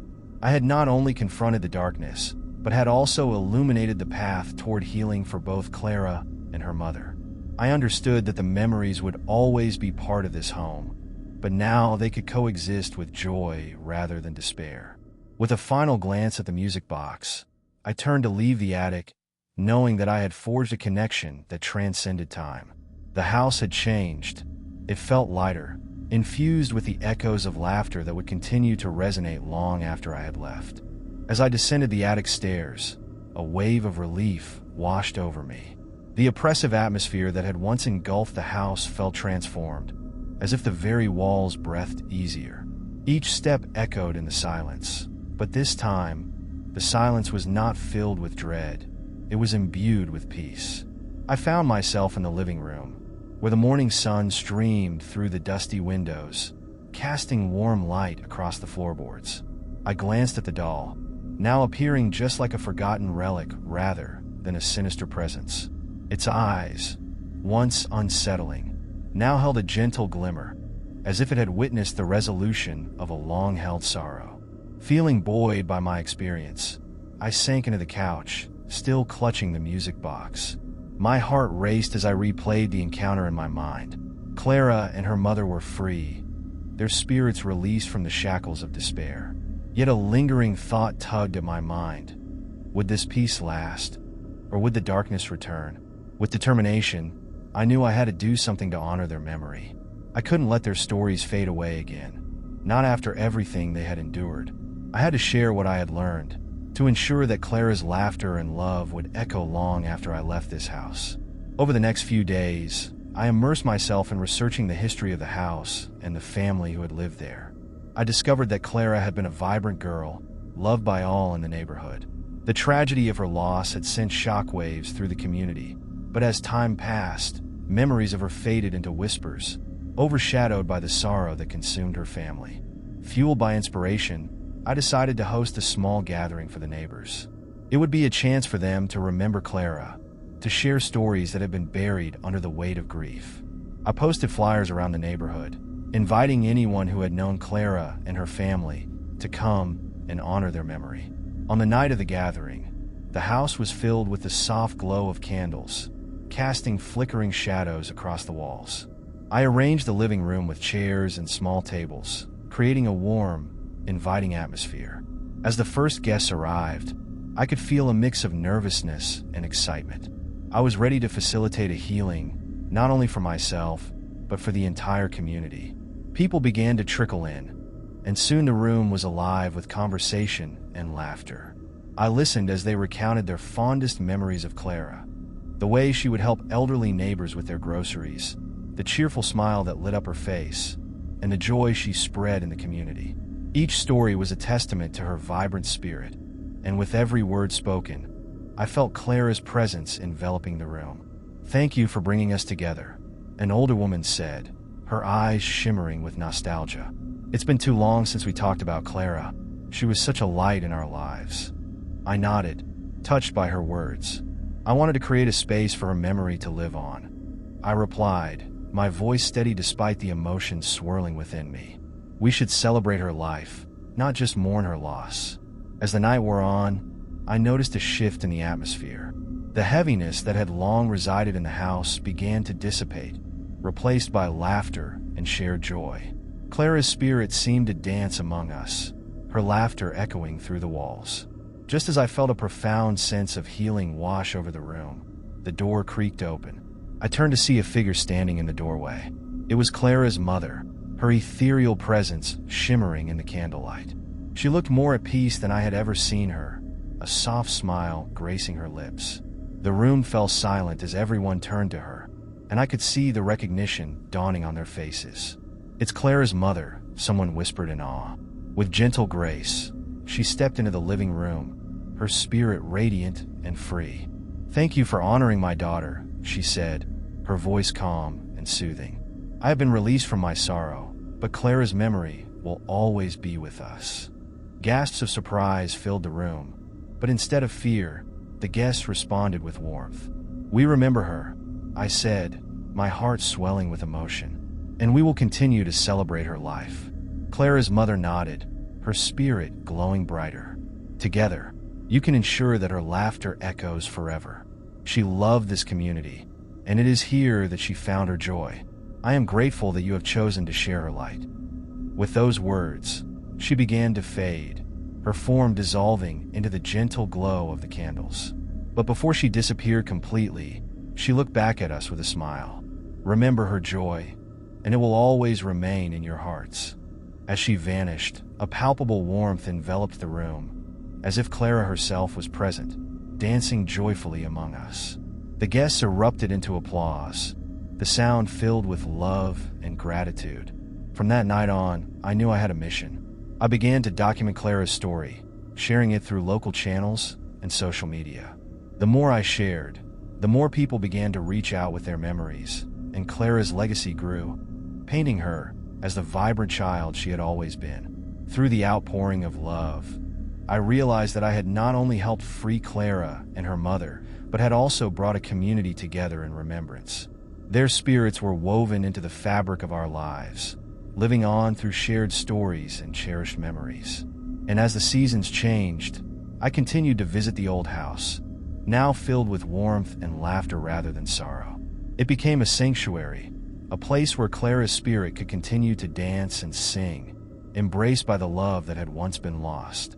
The days turned into weeks, and the buzz surrounding Clara's story only grew.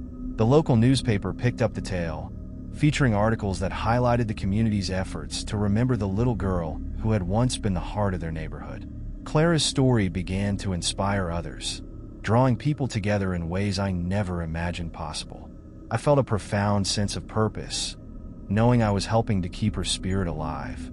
Yet, as I delved deeper into Clara's past, I began to notice something unsettling lurking beneath the surface. The more I uncovered about her life, the more fragmented the pieces seemed.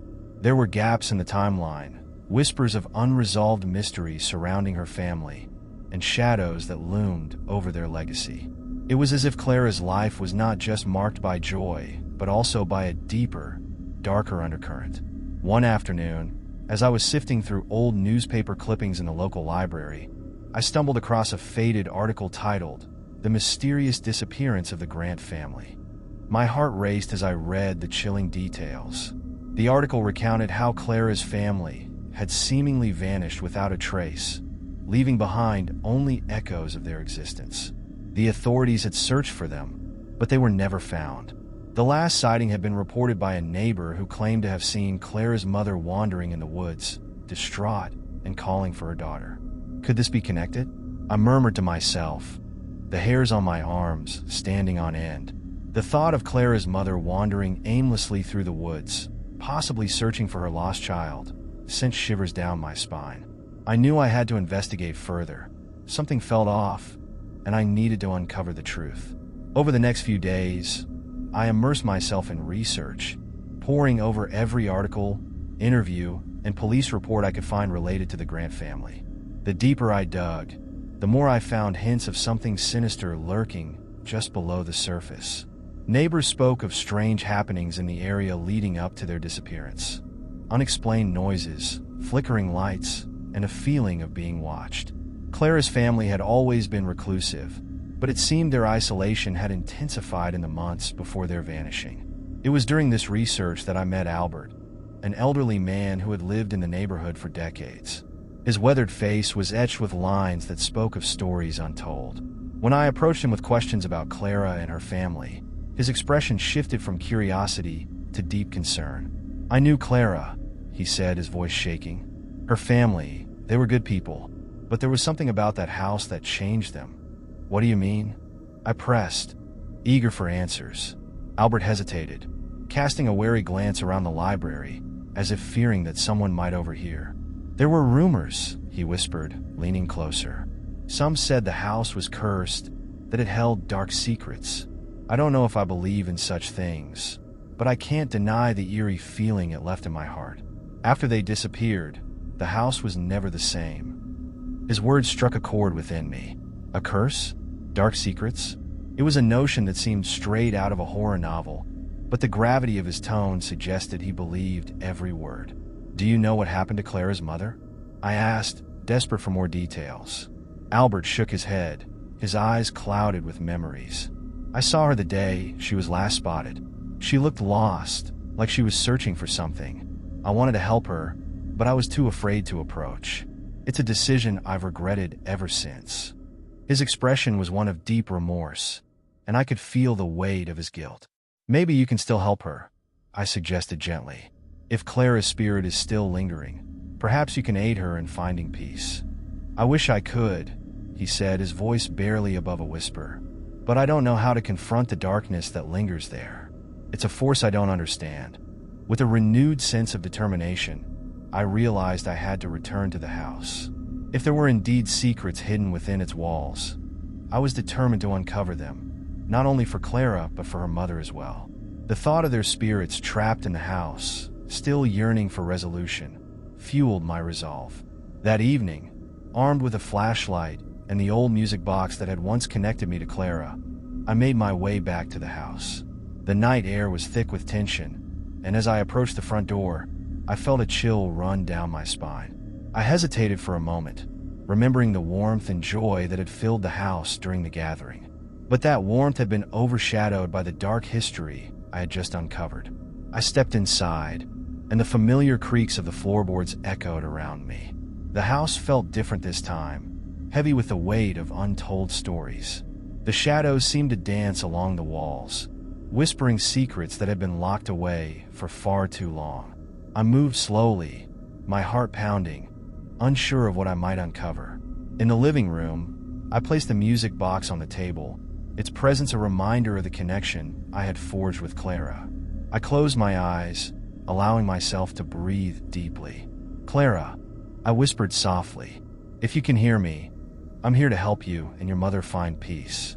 Silence enveloped me, and for a moment, I thought I was alone. But then I heard it, the soft sound of a child's laughter echoing from somewhere in the house.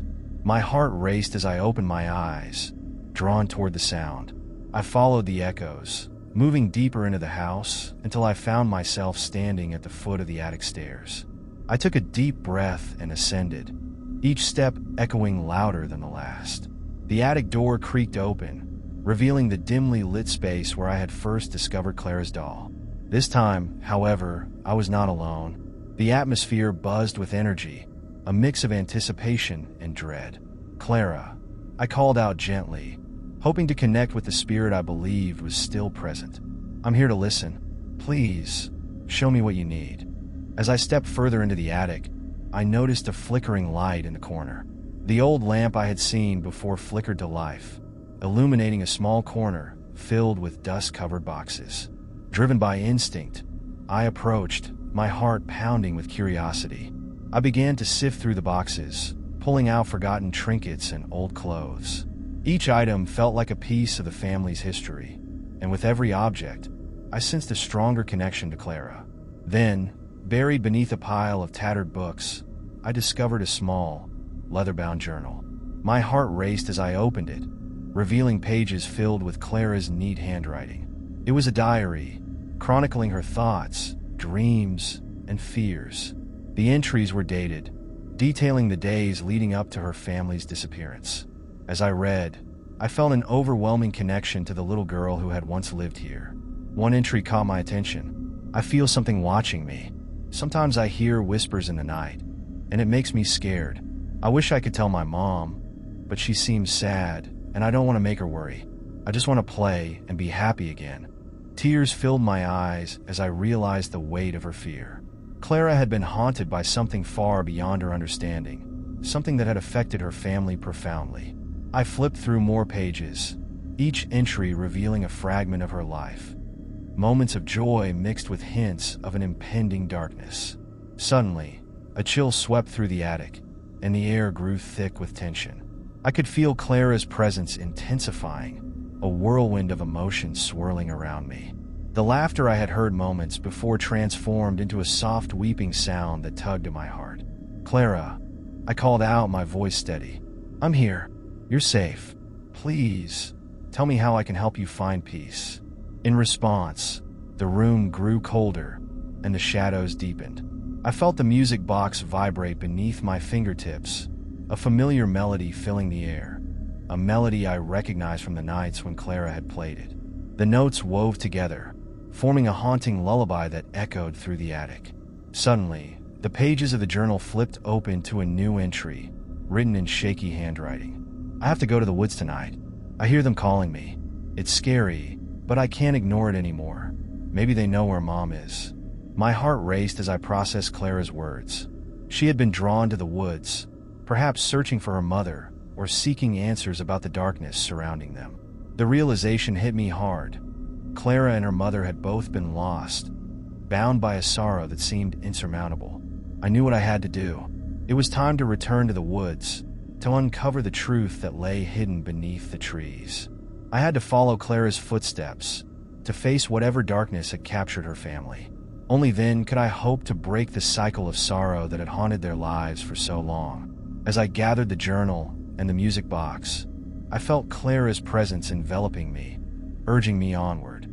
With a final glance around the attic, I took a deep breath, steeling myself for the journey ahead.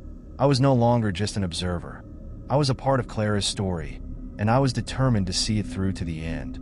The following night, I found myself standing at the edge of the dark woods, the towering trees looming like silent sentinels. The air was thick with anticipation, and I could feel Clara's spirit guiding me deeper into the heart of the forest. Armed with the journal and the music box, I stepped into the shadows, each footfall echoing like a heartbeat in the silence.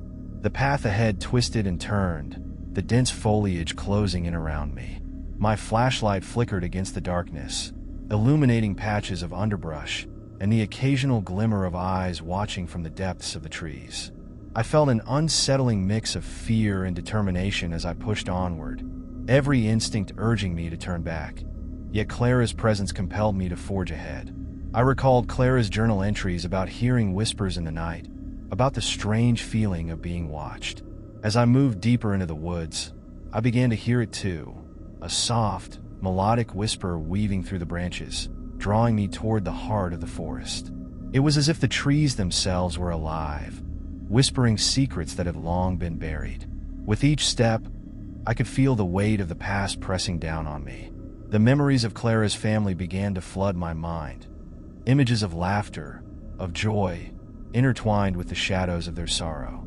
I could sense Clara's longing for her mother, the unbreakable bond that had tied them together even in the depths of despair. Suddenly, the whispers grew louder, morphing into a haunting melody that resonated in my chest. I stopped, realizing it was the same lullaby from the music box. The sound danced through the air, leading me to a small clearing bathed in the silvery light of the moon. In the center stood a large, ancient tree, its gnarled branches reaching toward the sky as if trying to escape the darkness below. As I approached the tree, I noticed something strange about the ground beneath it. The earth was disturbed, as if someone had recently dug beneath its roots.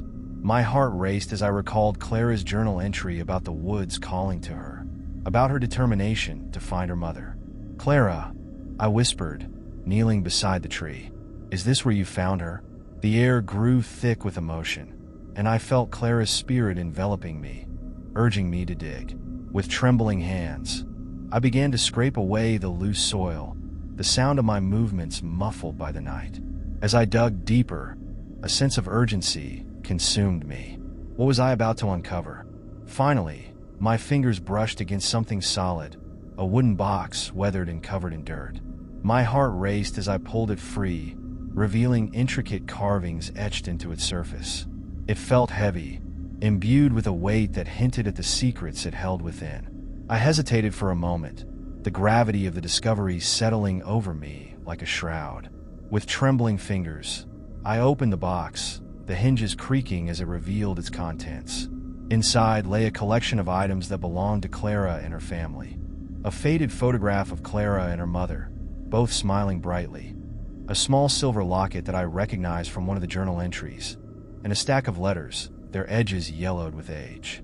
Tears filled my eyes as I sifted through the items, each one a fragment of their lives. The photograph captured a moment of pure joy, a stark contrast to the sorrow that had enveloped their story. The locket contained a tiny portrait of Clara, her face beaming with innocence. I could almost feel her warmth radiating from the picture. As I unfolded the letters, my heart sank. They were filled with desperate pleas, expressions of fear and longing. Clara's mother had written about her worries, about the strange happenings around their home, and the feeling of being watched. It was clear she had sensed something was wrong, but she had tried to protect Clara from the darkness that threatened to consume them.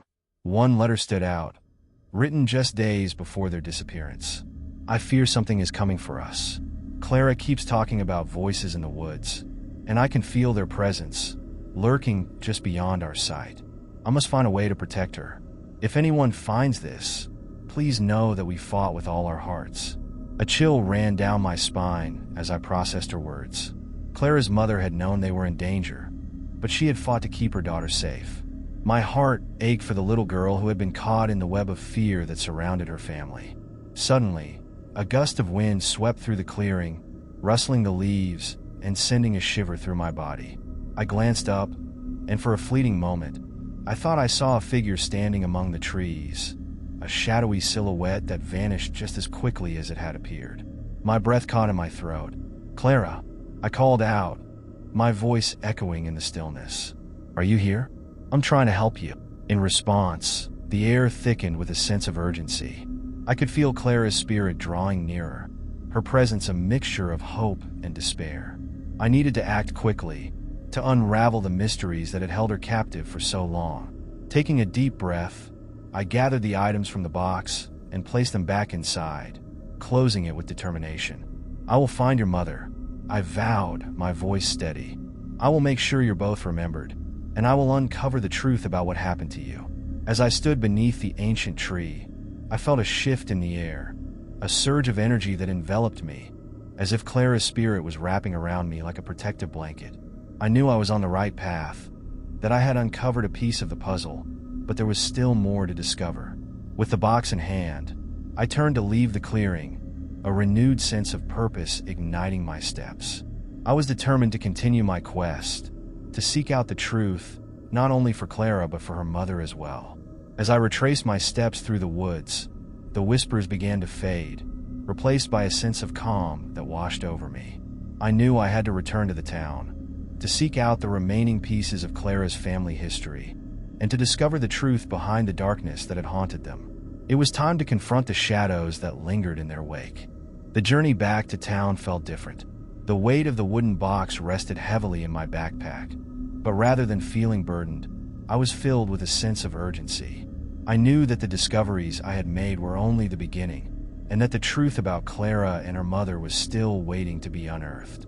As I walked the familiar path back through the woods, the haunting whispers that had guided me earlier now felt like echoes of hope. Once I reached my car, I drove towards the heart of the town, where the old library stood like a relic of forgotten times. It was a place I hadn't visited in years, but it had been a significant part of Clara's family story. The library had archives filled with records, local histories, and perhaps even the answers I sought. As I parked, I felt a flicker of uncertainty. What if I didn't find anything? What if the search for Clara's truth only led to more dead ends? I took a deep breath, reminding myself of the promise I had made to her spirit. I wouldn't let fear deter me. Stepping into the library, I was greeted by the familiar smell of aged paper and polished wood. The soft rustling of pages and the quiet hum of whispered conversations created an atmosphere of introspection. I approached the front desk, where an elderly librarian, Miss Caldwell, was organizing a stack of books. Her kind eyes met mine, and I could see the spark of recognition as she smiled. "Back again, are we?" she asked, her voice warm and inviting. "Yes, Miss Caldwell. I need to do some research about Clara's family. Do you have any old records or archives?" Her brow furrowed slightly. "Clara's family, you say? I remember them well. Such a tragic story." She gestured towards the back of the library. "We have a local history section that might be of help. Follow me." As we walked through the aisles, Miss Caldwell spoke softly about the town's history, sharing stories of its founding and the families that had shaped its development. I listened intently, eager to glean any information that might connect Clara's past to the present. Upon reaching the local history section, Miss Caldwell pointed to a series of shelves lined with dusty books and old newspaper clippings. "You might find what you're looking for here. There's a file on Clara's family in the archives as well. I'll fetch it for you." While she left, I began to browse through the materials on the shelves. My fingers brushed over the spines of books filled with stories of lost families and unsolved mysteries. One particular book caught my eye: Echoes of the Past, Unsolved Cases of Oak Hollow. I pulled it from the shelf and flipped through the pages. The book detailed various mysterious disappearances and hauntings that had plagued the town, including a section on Clara's family. My heart raced as I read through the entries. It detailed the day Clara and her mother vanished, along with eyewitness accounts of strange sightings in the woods. One entry mentioned an old, abandoned cabin located deep within the forest, a place that had once been rumored to be a hideout for criminals and a site of tragic events. The chilling conclusion hinted that Clara's disappearance was tied to this cabin, suggesting that those who had ventured there often never returned. "Here you go." Miss Caldwell returned, carrying a large file folder. "This contains everything we have on the Wyatts, Clara's family. I hope it helps." I thanked her and took the file, my heart racing with anticipation. I found a quiet corner to sit and began sifting through the documents. The first few pages were filled with articles from the local newspaper detailing the search efforts for Clara and her mother. Each article carried a palpable sense of despair and urgency, detailing the frantic searches conducted by local authorities and volunteers. One article, dated several weeks after their disappearance, mentioned a supposed sighting of Clara's mother near the woods, calling for help. This revelation sent chills down my spine. Had she managed to escape? Was she still alive somewhere, trying to reach Clara? As I continued to read, I stumbled upon a police report documenting a lead that had been dismissed as a hoax. It spoke of strange lights flickering in the woods on the nights surrounding Clara's disappearance. Witnesses claimed to have seen shadowy figures moving among the trees, their whispers carried on the wind. Whispers, I murmured to myself, recalling the melodies I had heard in the woods. The connection felt too strong to ignore. The shadows were not merely figments of imagination. They were tied to the very essence of Clara's story. Finally, I reached the end of the file, where I found a small photograph tucked away in the back. It was an image of a group of children playing in front of a small cabin, the structure appearing dilapidated, yet strangely inviting. A sense of familiarity washed over me as I realized that this was the cabin from the book. Clara had played near it. "Clara, you were here," I whispered, holding the photo tightly. I could almost hear her laughter in the air, the echoes of her childhood intertwining with the memories of her lost family. Determined to find the cabin, I stood up and thanked Miss Caldwell for her help. I think I know where I need to go next. As I left the library, my heart raced with excitement and apprehension. The abandoned cabin loomed large in my mind, and I felt a compulsion to uncover whatever truths it held. I knew I was getting closer to unraveling the mystery, and with each step I took, I could feel Clara's spirit guiding me forward. The sun began to set as I drove out of town, the sky painted in hues of orange and purple. The road was familiar, winding through the thick woods that I had traversed many times as a child. But this time, the air felt different, charged with anticipation and the promise of revelations long overdue. As I parked at the edge of the forest, the trees stood tall and imposing, casting long shadows on the ground. I grabbed the flashlight from my backpack, knowing that as the light faded, the forest would grow darker and more foreboding. My heart raced as I ventured into the woods, following a narrow path that I hoped would lead me to the cabin I had seen in the photograph. The deeper I walked, the more the sounds of the forest enveloped me. Birds stopped chirping, and an unsettling silence took hold, as if the very woods were holding their breath. I could feel a presence around me, an energy that tingled at the back of my neck, urging me onward. Clara's laughter echoed in my mind, reminding me of the innocence that once filled this place. After what felt like hours of walking, I spotted the cabin through the trees. It stood in a small clearing, its weathered wood gray and cracked, the roof sagging under the weight of time. Vines and moss covered the walls, blending the structure into the landscape, making it look like it had emerged from the earth itself. Taking a deep breath, I approached the cabin cautiously. The door hung slightly ajar, creaking softly as I pushed it open. Inside, the air was stale and thick with dust. Rays of sunlight filtered through the cracked windows, illuminating the room in a ghostly glow. It was clear that no one had stepped foot in this place for years, yet it felt alive, as if the walls held whispers of the past. I stepped inside, my footsteps echoing on the wooden floorboards. Each creak sent a shiver down my spine, but I pressed forward, driven by a mix of fear and curiosity. The room was filled with old furniture, covered in white sheets that resembled ghostly figures. I felt a compulsion to pull back the sheets, to uncover the remnants of a life once lived. As I moved around the room, I spotted a small table in the corner, and on it lay a collection of dusty toys, a doll, a wooden train, and a stuffed bear. My heart ached at the sight. These were remnants of Clara's childhood, tokens of a time before the darkness had descended upon her life. I picked up the doll, its porcelain face cracked and its dress faded. It felt strangely comforting in my hands, a connection to Clara that I hadn't anticipated. Suddenly, a soft sound caught my attention, a faint tapping coming from behind a closed door at the back of the cabin. My heart raced as I approached the door, the tapping growing louder, almost rhythmic. Was it just my imagination, or was someone or something behind it? With trembling hands, I turned the doorknob and pushed the door open. The room beyond was dark, shrouded in shadows. I switched on my flashlight, the beam slicing through the darkness. To my shock, I found a small, cluttered space filled with remnants of a past that felt both familiar and unsettling. Against one wall stood a makeshift bed, and beside it lay a journal, its pages yellowed with age.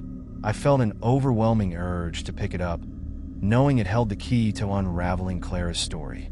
As I opened it, the first page bore Clara's name, written in delicate handwriting. "I know you'll find this," it began. "I'm writing this for you, for anyone who might come looking for me. There are things that must be told, things that must not be forgotten." My heart raced as I read on. Clara recounting her life in the cabin, how she and her mother had taken refuge here when they were in danger, how they had been hiding from someone who wanted to hurt them. With each entry, the story unfolded like a haunting melody. Clara described the dark figure that stalked them, someone who had come into their lives like a storm, shattering their peace. Her words painted a vivid picture of fear and desperation, but there was also hope woven into the fabric of her tale, a longing for freedom, for safety. But the journal took a darker turn. In the later entries, Clara wrote about the night they heard the cries of someone who had come looking for them. It was then that the tapping began. "I hear it every night," she wrote. "It sounds like someone trying to get in, but I can't let them find us. I have to protect my mother." I was overwhelmed by emotions, grief for Clara, anger towards the unseen figure that had threatened her, and a burning desire to bring her story to light. The final entry was a chilling one. "If you find this, know that I'm not afraid anymore. I've learned to live in the shadows, to embrace the dark. But if someone reads this, please find the truth." With the journal clutched in my hands, I felt the weight of Clara's experiences settle over me. I was no longer just a passive observer. I was part of her story now. I had to share her truth, to honor the pain she had endured and the strength she had shown. As I stood in that dimly lit room, I could almost hear Clara's voice, soft yet determined. "You're here for a reason," it seemed to say. "Don't let my story die with me." The tapping from before had stopped, but the air felt charged, as if the cabin itself was holding its breath, waiting for me to take the next step. I realized then that I couldn't leave without investigating further. What had happened to Clara's mother? Where was the danger that had driven them into hiding? With the journal as my guide, I began searching the room for any additional clues. I rummaged through boxes filled with old clothes and trinkets, hoping to uncover more pieces of the puzzle. My flashlight beam danced across the walls, revealing faded photographs of Clara and her mother, smiles frozen in time. But the last photo I found, a tattered image hidden beneath a loose floorboard, sent a chill down my spine. It was a picture of Clara, but in the background, a shadowy figure loomed, half hidden among the trees. The realization struck me like a lightning bolt. The figure was the same one Clara had written about in her journal. It felt like I had stumbled upon a glimpse of the danger that had haunted her, and it solidified my resolve. I had to find out who this person was, and I had to ensure that Clara's story was finally heard. Don't forget to subscribe in the channel and like the video for more contents.